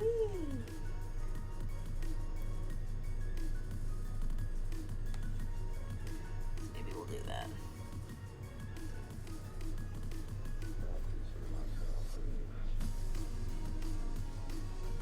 Actually, Sean might.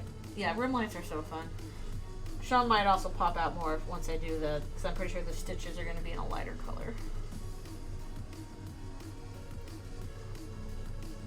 Because those are on a separate layer.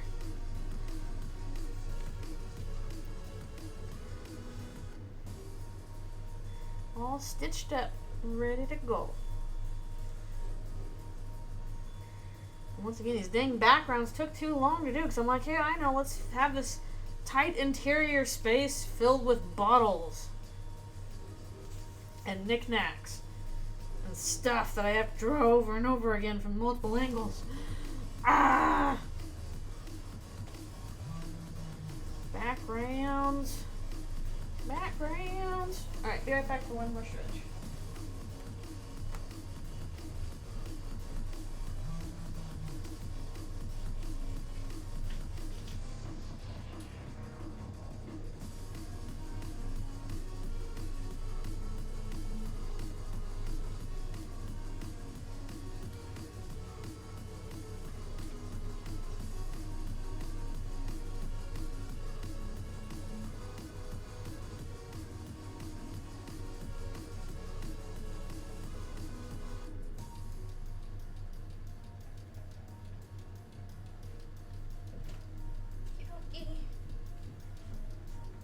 I return. Yeah.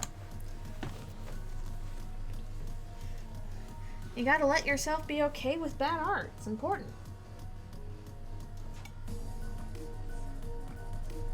Ain't nothing wrong with some bad art.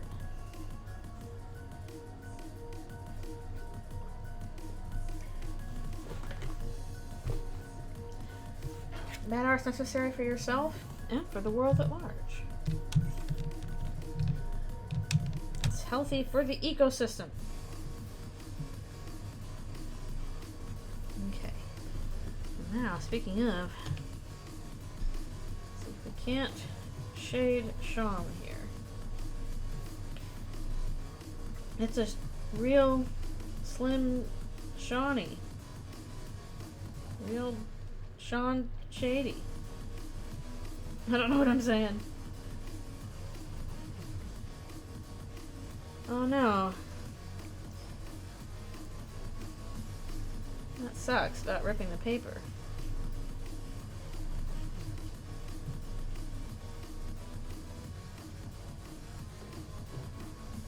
It is a nice sentiment.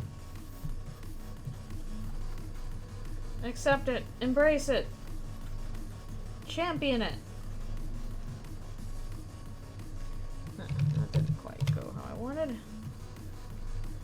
Wait, no, actually, no, that is the direction I wanted to go in. Anyone, what order am I doing this stuff in?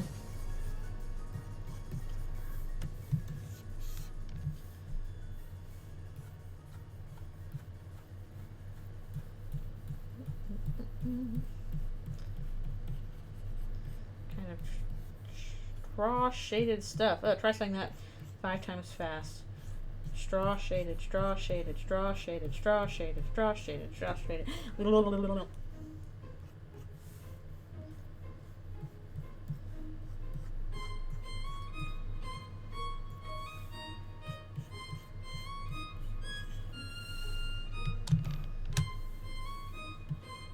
flowery music for you.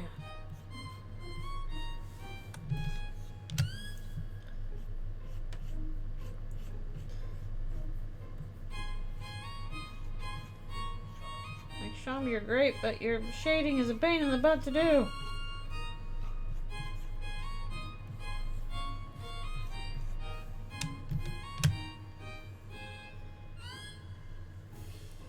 Yeah, exactly. You gotta not care about what others think, and just do it. Because it's impossible to please everybody. But you're bound to please somebody.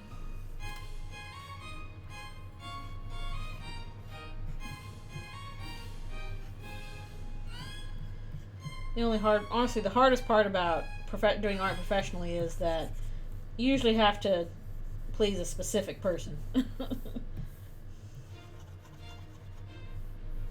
And that is where the skill part comes in. Is like, okay, I have the tools to make this specific person happy, or a specific group of people happy. But for yourself, just do it for yourself.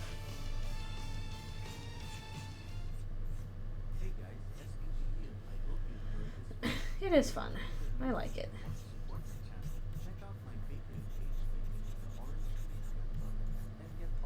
It is a fun time. Although, I guess part of the problem also with something like working in animation is like it's not just your vision. You are part of a much larger, more complex machinery in some ways, designed to make a certain group of people happy.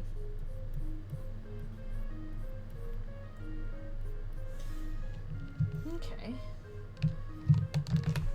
We have Sham again. And what color did we do for Chris? I think it was this one.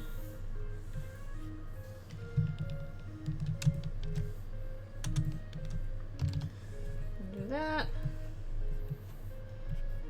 Move on to the next page.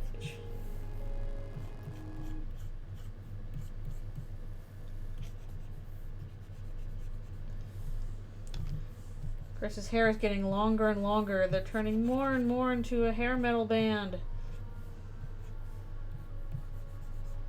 I'll have to fling this around while playing a guitar aggressively.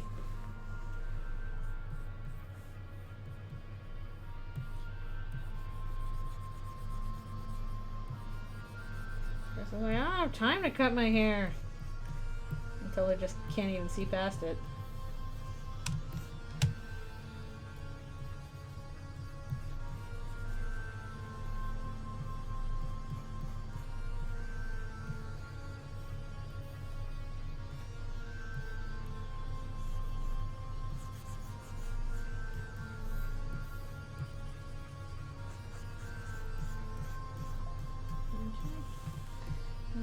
Thank you, Instagram, which I don't even check anymore.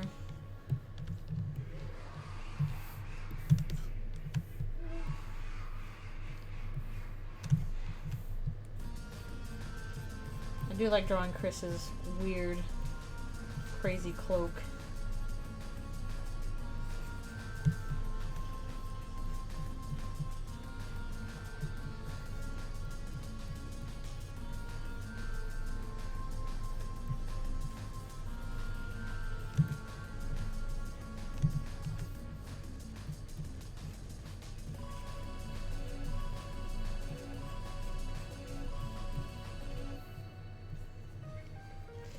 Yeah, flowy fabric is fun.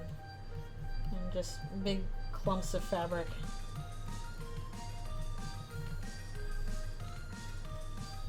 Big old cape cowl kind of thing.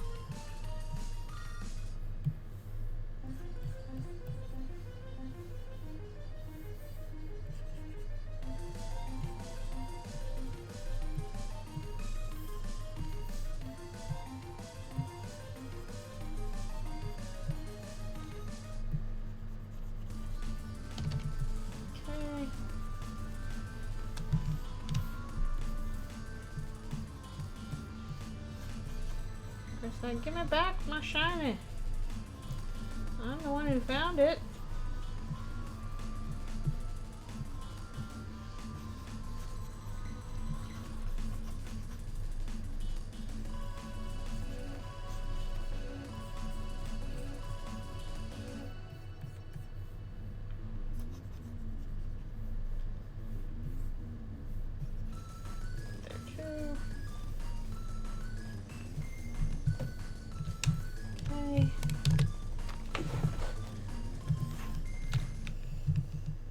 Nervous Chris face.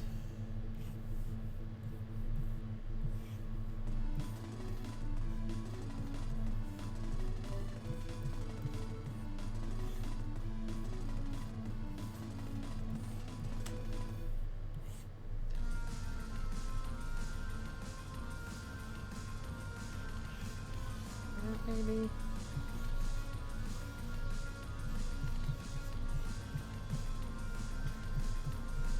I feel like lighting is one of those things that works best if you have really good reference, and unfortunately I have neither the time nor resources to do reference for this kind of thing. But if you have proper reference, then you're in good shape.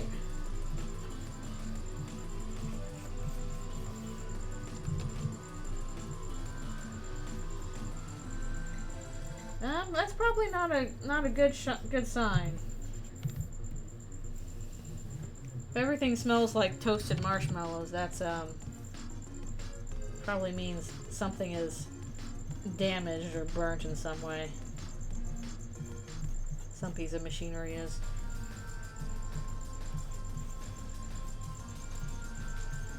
You gotta be careful there.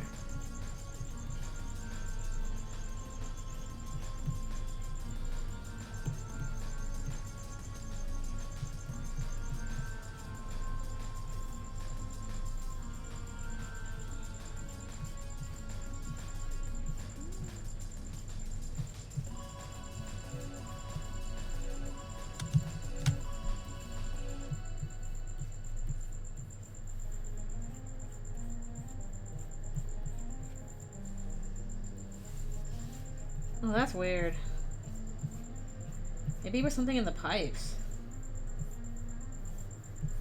If you took a shower and then you smelled it, that's weird. Generally speaking, if you smell something weird, that's a bad sign. Well, sometimes weird smells just happen and they're like, what was that weird smell? Identify your smell.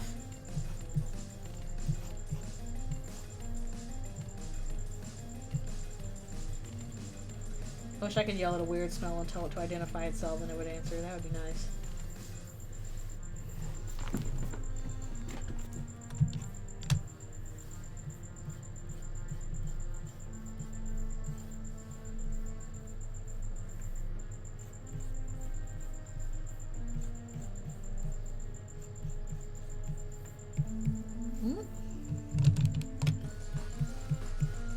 I just realized Undertale Yellow, we haven't really encountered any guard dogs yet. Which is real sad. It might be good to do like different guard dogs, like Beagle or something like that.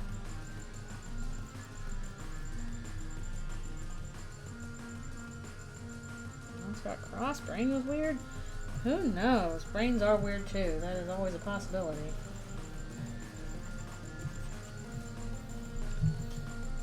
Always a possibility. Alright, we got Chris here. Woo! Yay! Paige is through. So weird. Alright, next page is going to have a bit of body horror going on. So, beware over there.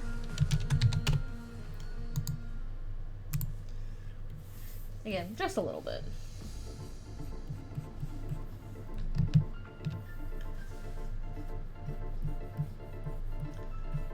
Kind of thing that would freak me out, though. Sometimes you just gotta draw a thing that's like, ah, I'm freaked out by myself.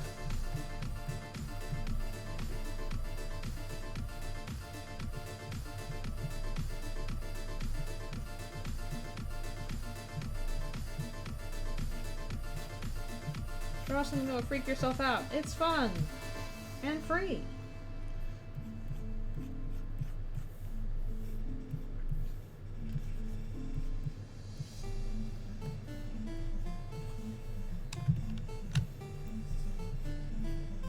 We will again shade Chris first and we'll go through with Sean.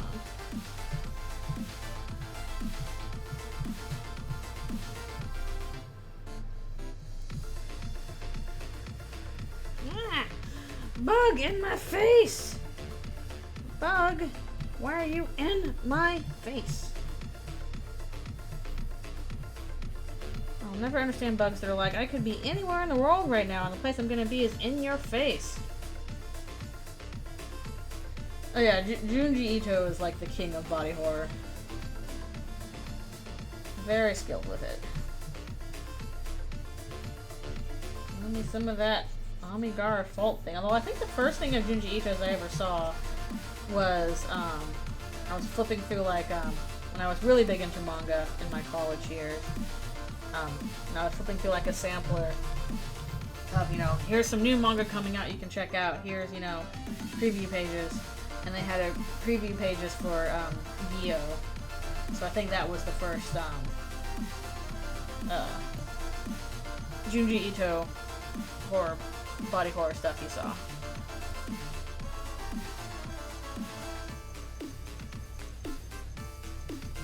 Which was actually no, Junji Ito was a bit of body horror, though there was a lot of fish body horror. Body horror if you're a fish.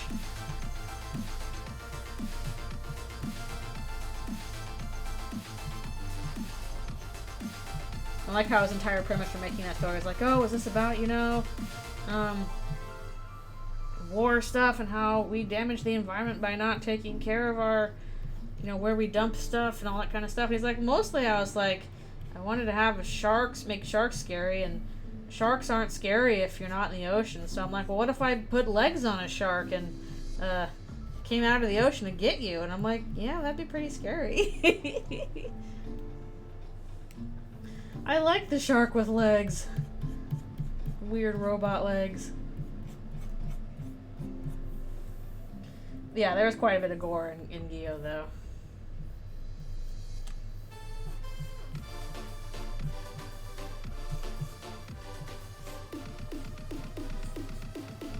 Very stinky. That was my first Junji Ito experience, and I can't remember if I saw Uzumaki or Amigara Fault next. Probably Amigara Fault, because that was very popular to share around at the time.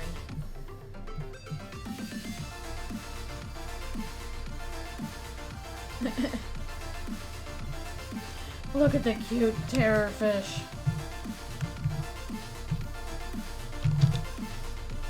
The horrors of fishness.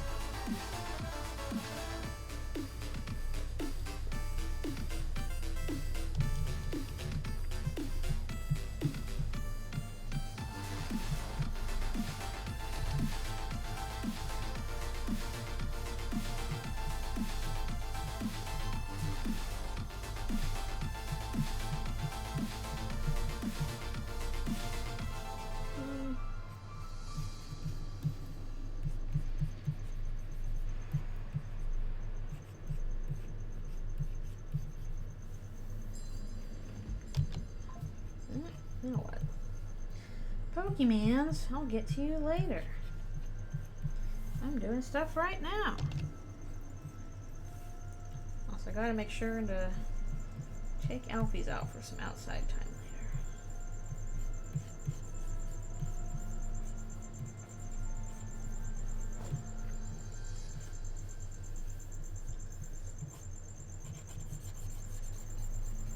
So hopefully this shading looks okay.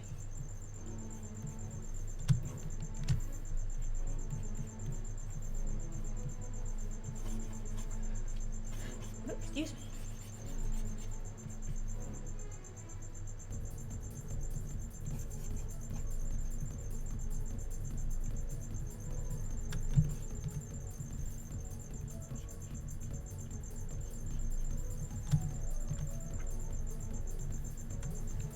Okay.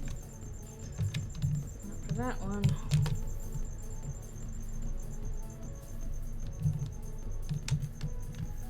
Thank you. I'm glad you think so.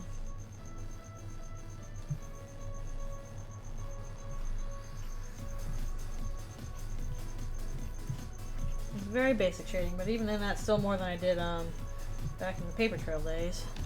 At least for the Dark World sections.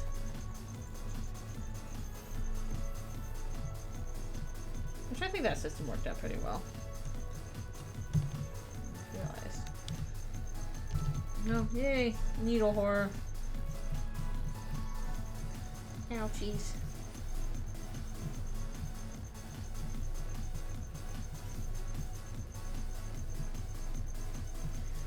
Ouchies on my face!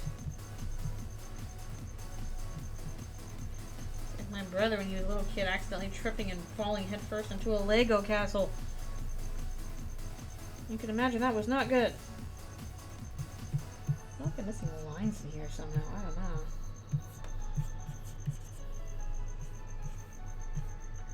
Is something else supposed to go there? I don't think so.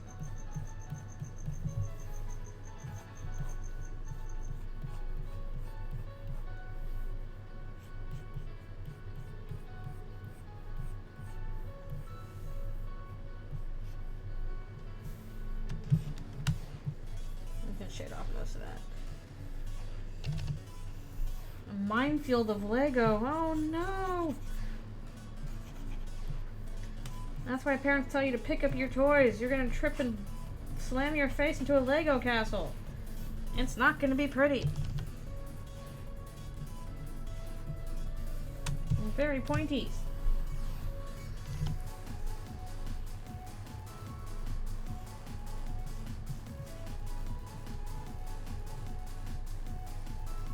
I do wanna, man, I wouldn't mind getting a Lego set or some sort to play with though. I haven't done anything with Lego in so long. Problem is, I'm like, oh, I should get a Lego set. Those are fun. And I go to the store and I'm like, whoa, you're expensive. Ah, never mind. Legos are expensive toys. I feel like they used to be cheaper, but maybe I'm imagining it.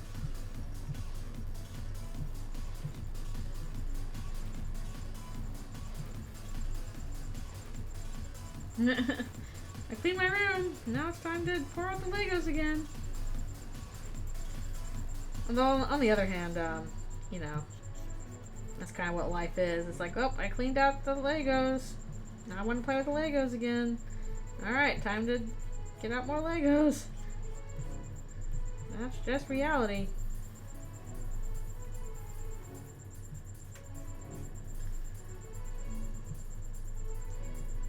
I imagine the Lego website does have good ideas.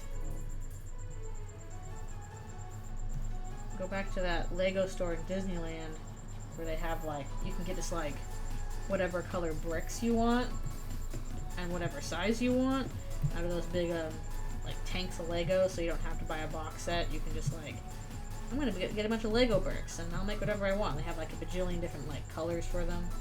That's pretty cool. That's pretty neat.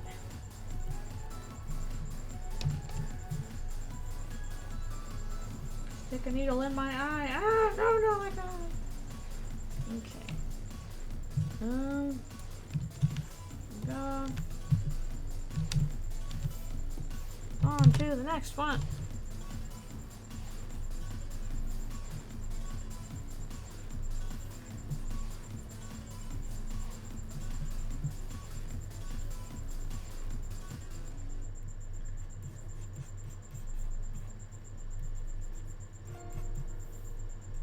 Do some coloring stuff here later as well. Hopefully when it's all done, it'll be all nicely colored and also shaded.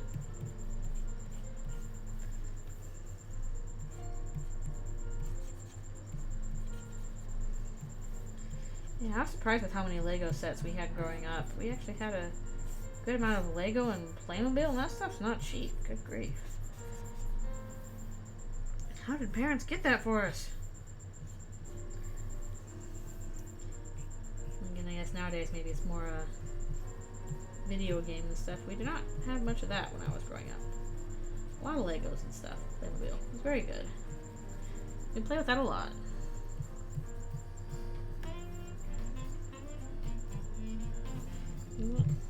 Closer. Come closer. I am a normal stitched demon cat. I will not stab you in the face.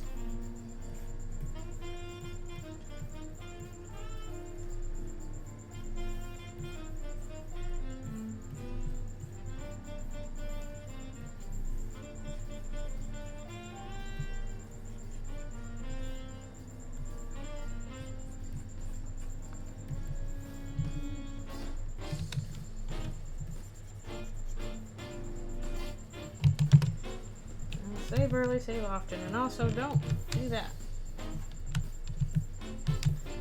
Okay, how am I doing shading on this one? This is like mostly face. That is true. You could get a good Lego set for $70. I don't think it's a good idea to be making games as expensive as they are. I think this is an unwise decision.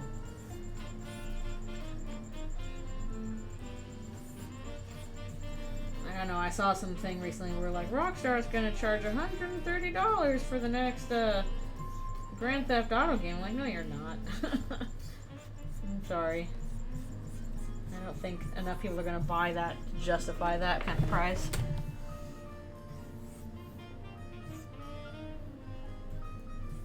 That's ridiculous. You could buy 2 other games for that price.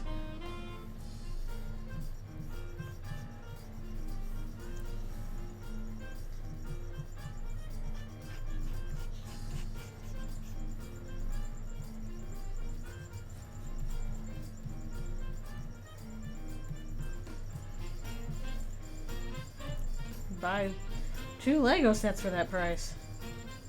Or a really nice Lego set.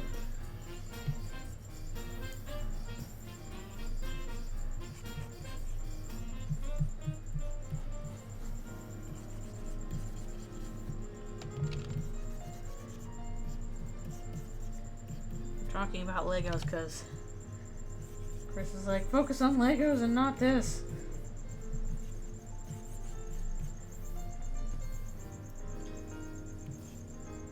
Actually, normally Chris's forehead is pretty shaded. Yeah. Welcome back. You're just in time for the body horror.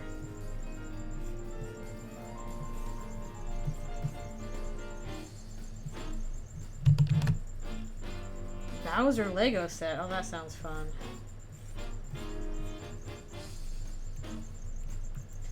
But yeah, $300 is quite a bit.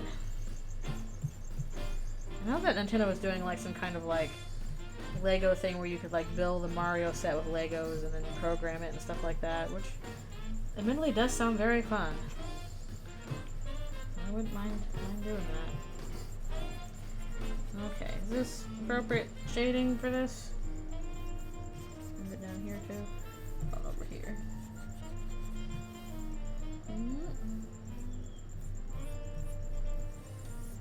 Probably good enough.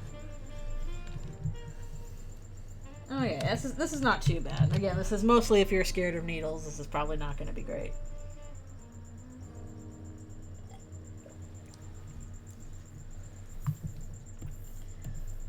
Oh, Sham asked for a memory as payment. So he's just taking it. That's all I'll say for that.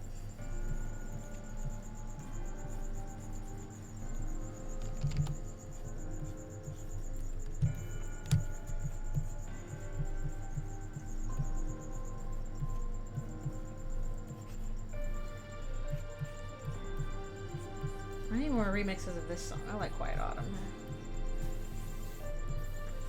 Yeah, you'll find out soon enough. Again, hopefully if I finish this relatively quickly. I've been making progress with it though. So that's good.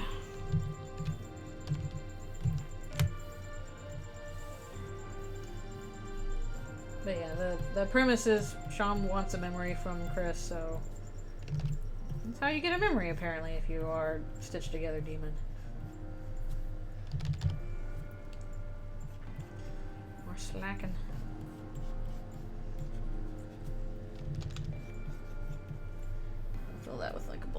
later. Oh man, the sun is coming through my window now and it's making the lighting on my tablet weird. Well, yeah, it's nice to have some bright sun, because goodness knows I need it. In the dark of the winter, when it's like, the sun's down at like 4 p.m. Goodbye. But, it is right through the window I need to clean and onto my tablet. Right there.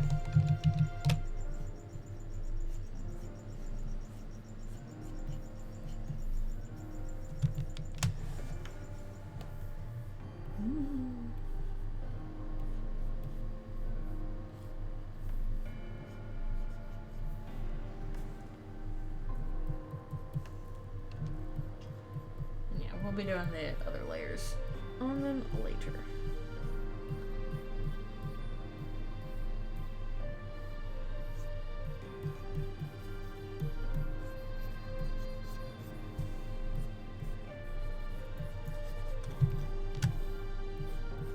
She was like a big old quilt you can hug if the quilt is hiding a giant, massive ichor. Ichor? I still don't know.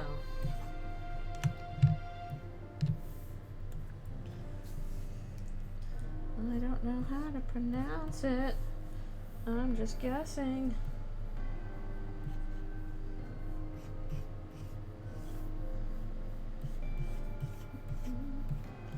We'll do another little thing in the back there too.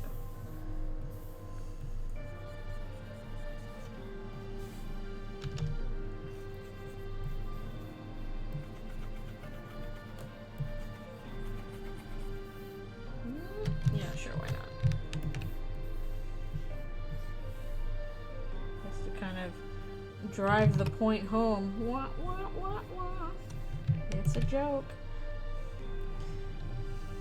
Oh, it's from around the Scarlet Forest, basically. If you're like in a quiet section, like I think it plays around the bake sale, is a spot for it. We can get a Hertz donut.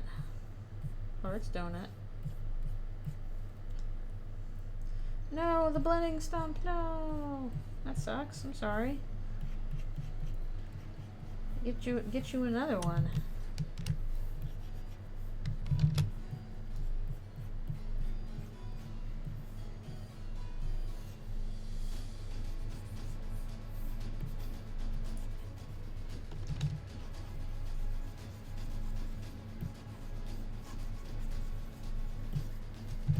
Go back and do some of this later when the sun is not shining directly onto my tablet. Being like, you know what you're drawing? Would you like to? No. It is a mystery to you and me. I'll have to take a break here in just a bit to stretch.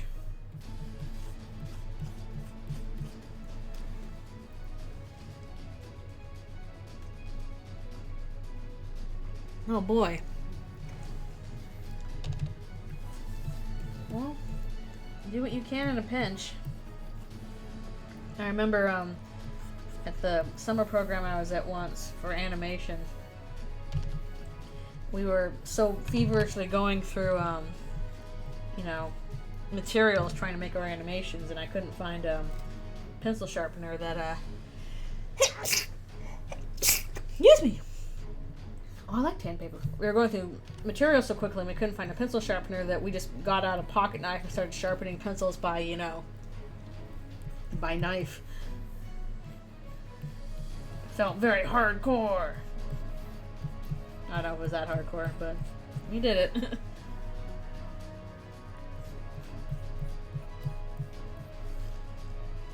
Yeah, I used a knife instead of a pencil sharpener. We couldn't find the pencil sharpener. We didn't have time to look around. The room was a giant mess.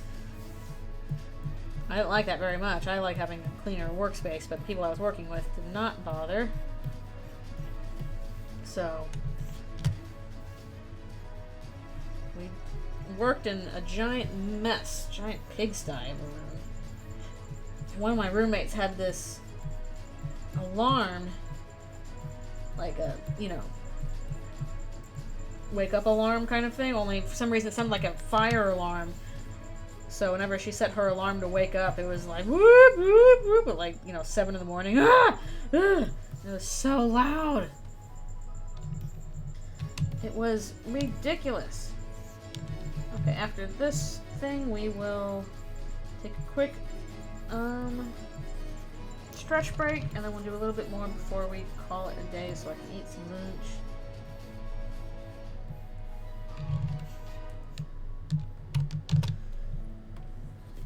Well,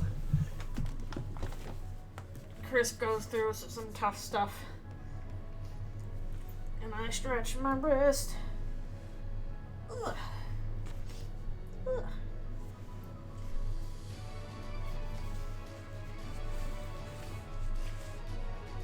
Kind of wonder if I ever get a bit more time to do so, if I shouldn't kind of fix up my stream stuff a little bit more. Maybe, I don't know, maybe get Streamlabs, or if I can include chat in my setup, and, you know, use my persona for a little PNG tuber kind of thing. I don't know if I want it like doing face cam kind of stuff. Like I can't do, you know, that really, really fancy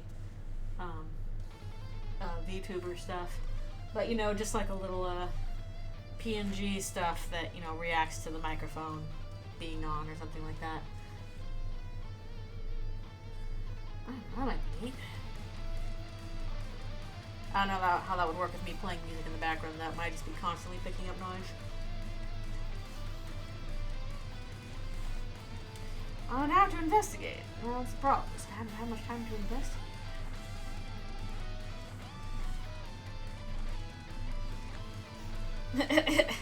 PNG tuber. I don't know, I worry that, like, you know, just me talking with just the screen I'm working on might be boring. Everybody has all these really nice setups, and I'm like, oh, they look so neat. Yeah, I don't want to be on a webcam because I don't like that, but I use my persona for that, you know?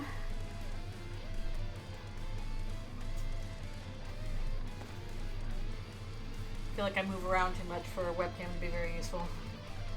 Okay, be right back for one more stretch.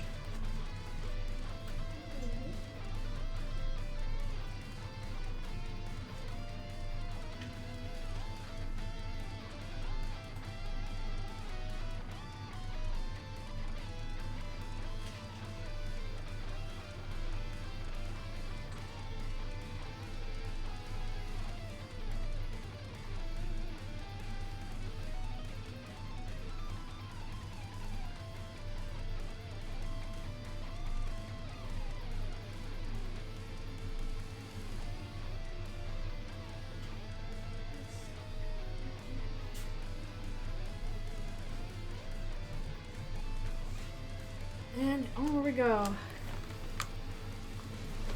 Yeah, that's another thing. I gotta use my channel points for something. Those are probably just collected for a bunch and are gathering dust. I can do polls and all that kind of stuff. There's a lot to keep track of.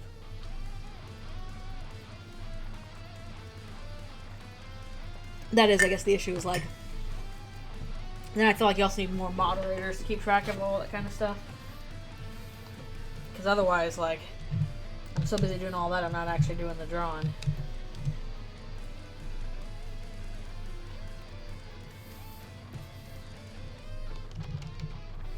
No, that's kind of the wrong one. I want this one, please.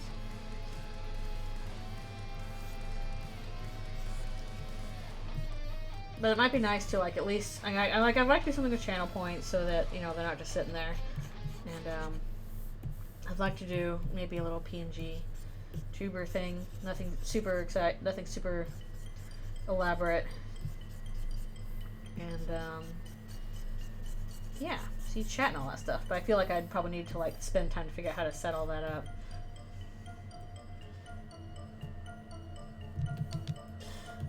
Sham's not stealing it. It's payment.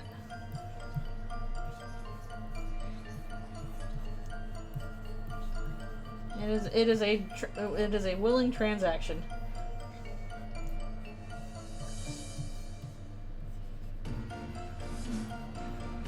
But yes, taking a memory.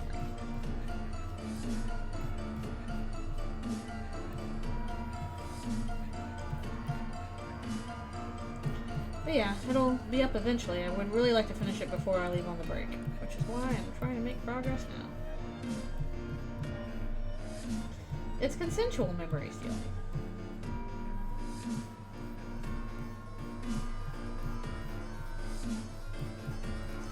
Still not pleasant though.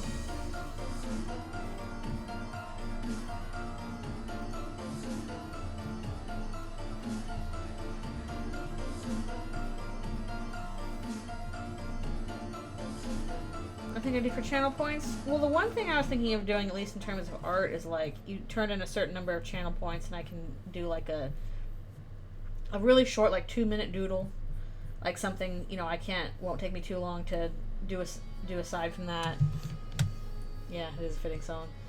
And I'll put them all together in like a big doodle page, and then post that when it gets filled up with doodles. But something really small, nothing elaborate. But like people can turn in channel points just to like choose what doodle they want to add to the doodle page. So that's something cool for that I keep thinking I should implement. But I don't know how that would work for like game streams where I'm streaming a game. So I'd have to think of something else to do for games.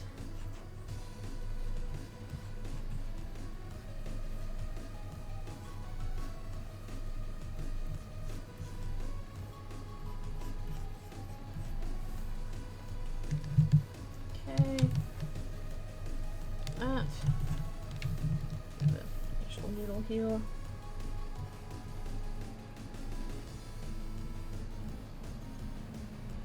we go. Okay. Yeah, we're about halfway through. That's pretty good.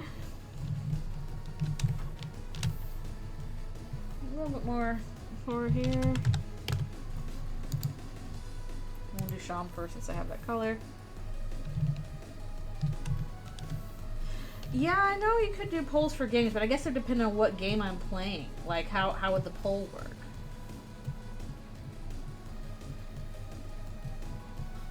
That's like, the poll's probably going to change depending on, what game I'm playing. But yeah, I do know you can use points to bet for polls and that kind of thing.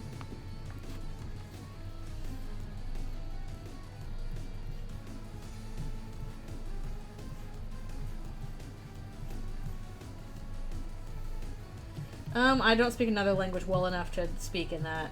Like, I know some German, but my German is so rusty. I can read it better than anything else, but speaking it, nah. Ich habe vergessen. Alles. Have to get me back into some Duolingo or something in order to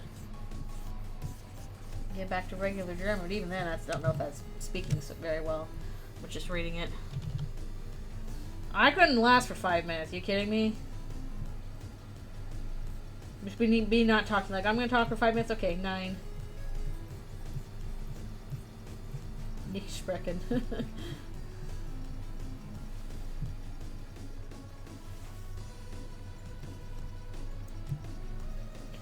No, up to you.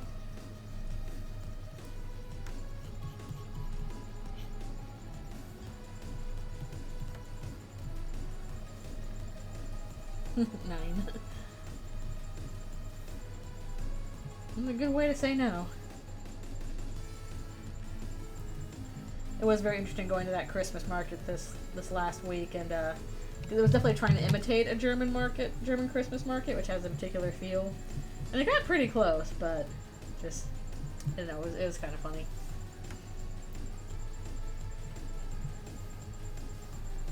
It's a little silly.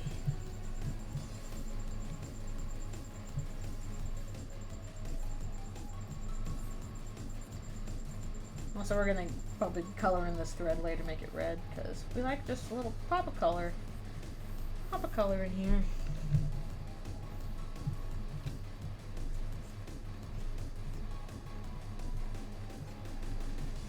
And Chris seems to have stuff going on with red. Oh, there's scissors too.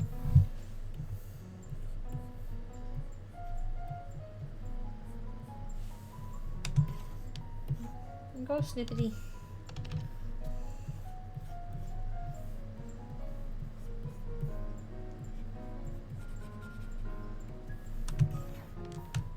Okay.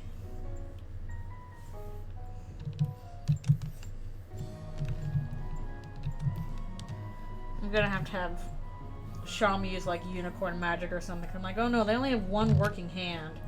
Oh well, magic.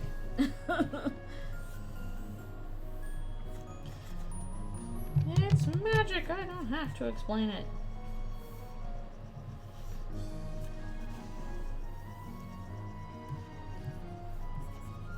Yep, yep.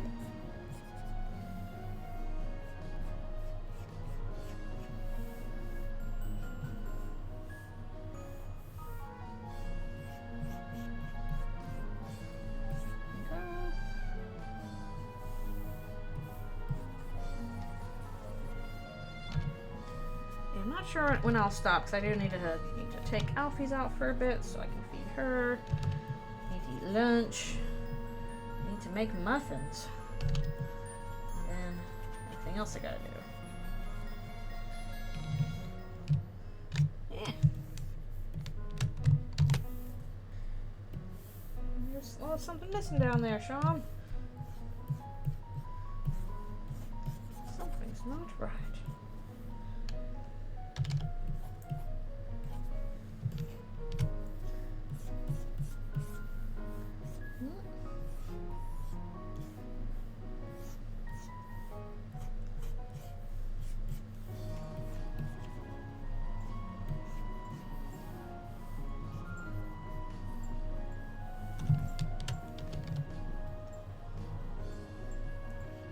Whatever you want to do.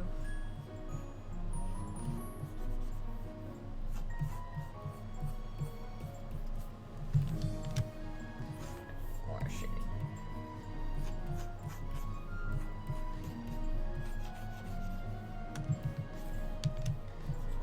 I'll get the bottle colored different things because they're gonna pop out.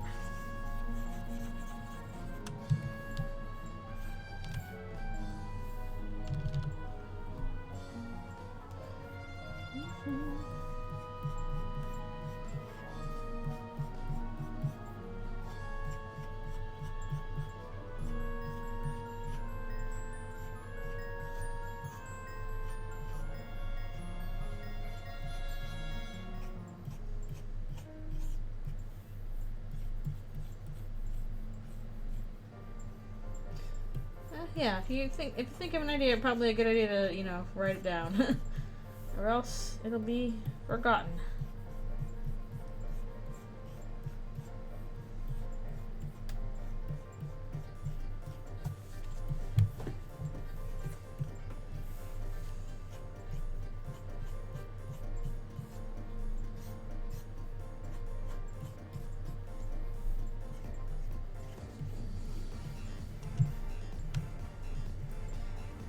Sean, why is your straw scraggly?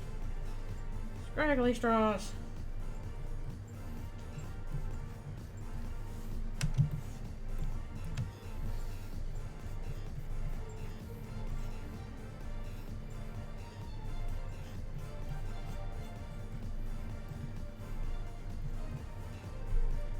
Might be once I finish this page that we'll call it a day.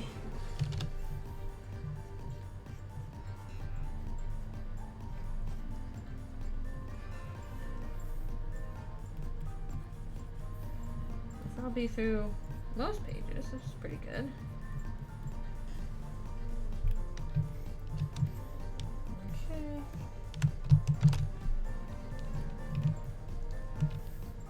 Well, I'm gonna put that away for now.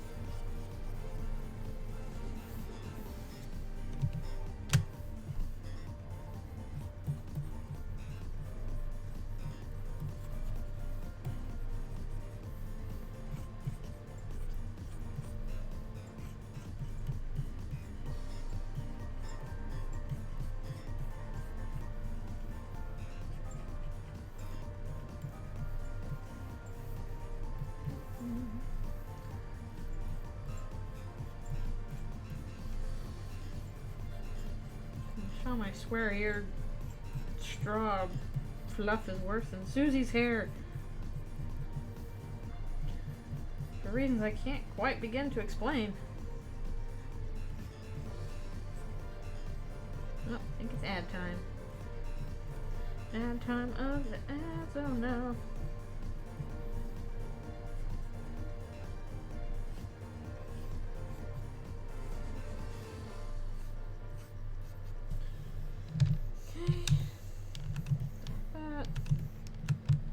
Oh, Chris has a headache.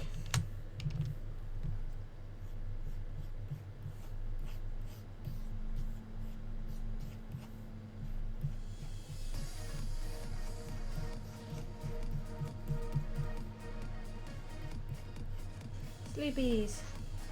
Alright, I'm gonna be finishing as soon as I finish this page. So thanks a bunch for coming to the stream.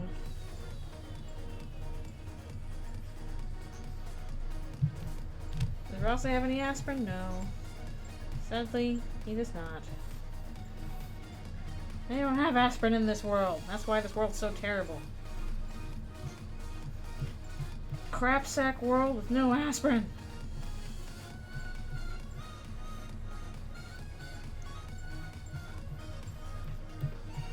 No Tylenol, no nothing.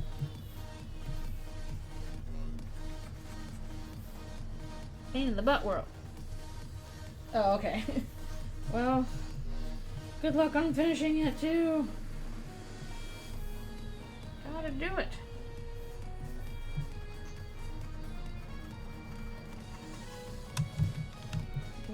Shady back here.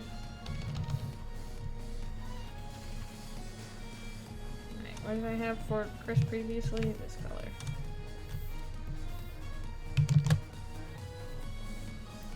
They might have some herbal medicines, but don't know what that would do in this case.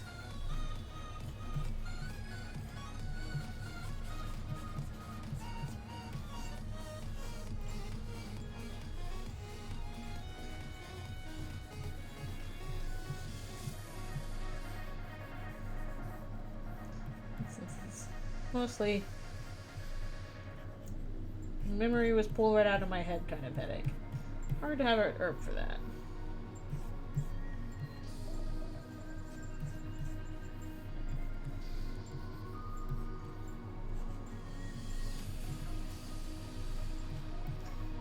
Well, I got desserts, yeah, that were not safe desserts. Watch out, Chris! A poisonous pie!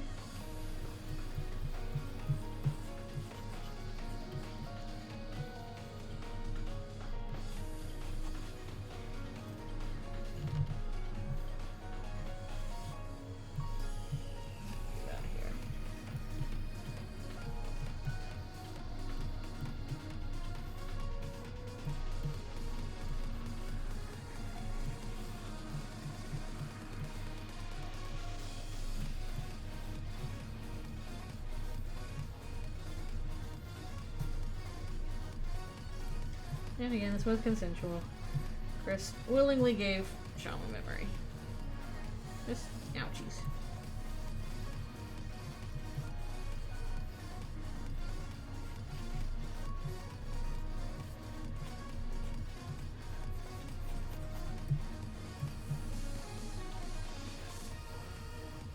Well, I definitely think about stories too much. But they're fun to think about.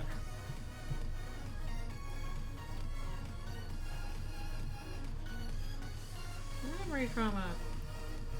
Oh, next comic would be even more trauma for Chris. Be trauma time.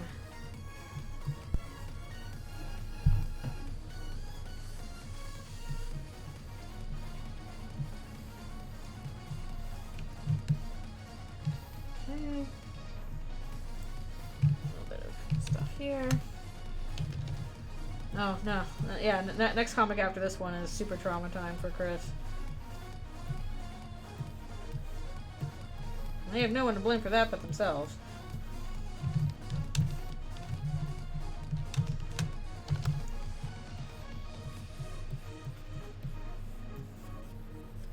Or at least it is done of their own volition.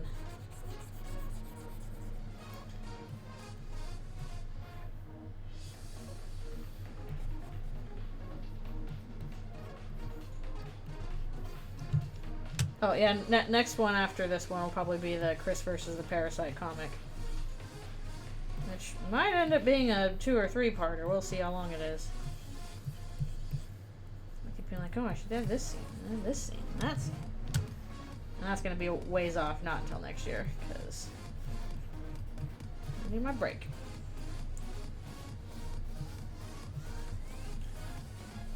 Chris versus Parasite.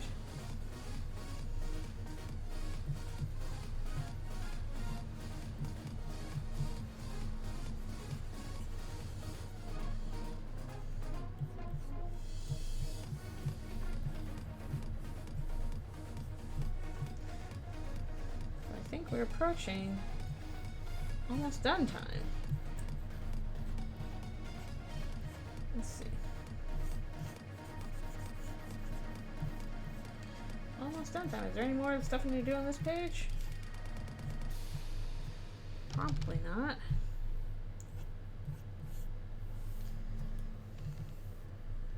Celebrity deathmatch. Chris versus Parasite. Wow, the Parasite's a celebrity. Who would have guessed? Okie dokie. I think shading on this one's done. And I was going to stop after this page because I need to get lunch and also take out Alfie's and feed her as well and all that goodness. So yeah, I got through 6 pages of initial shading, so that's pretty good. I'm really hoping if I have the time for it that I will be able to finish this part early this week. It'd be really nice if we could get through it quickly. And then maybe I can spare some time to do a little Undertale Yellow art. So I'm going to try and finish this part this week. Crossing fingers that it all goes well and that I can do so.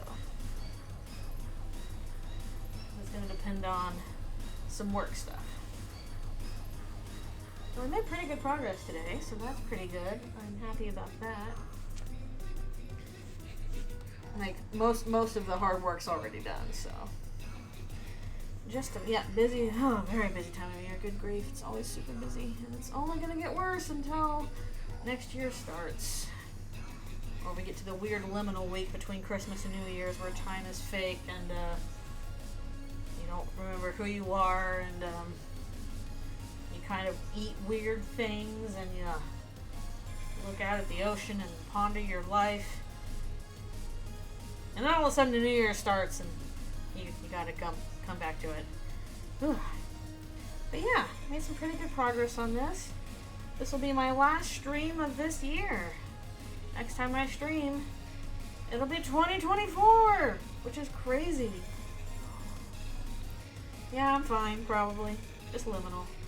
But yeah, next time I stream will be 2024. Because I can't stream this next week. I'll be too busy. And the next week I will be gone to visit my family at home. And that'll be a fun time.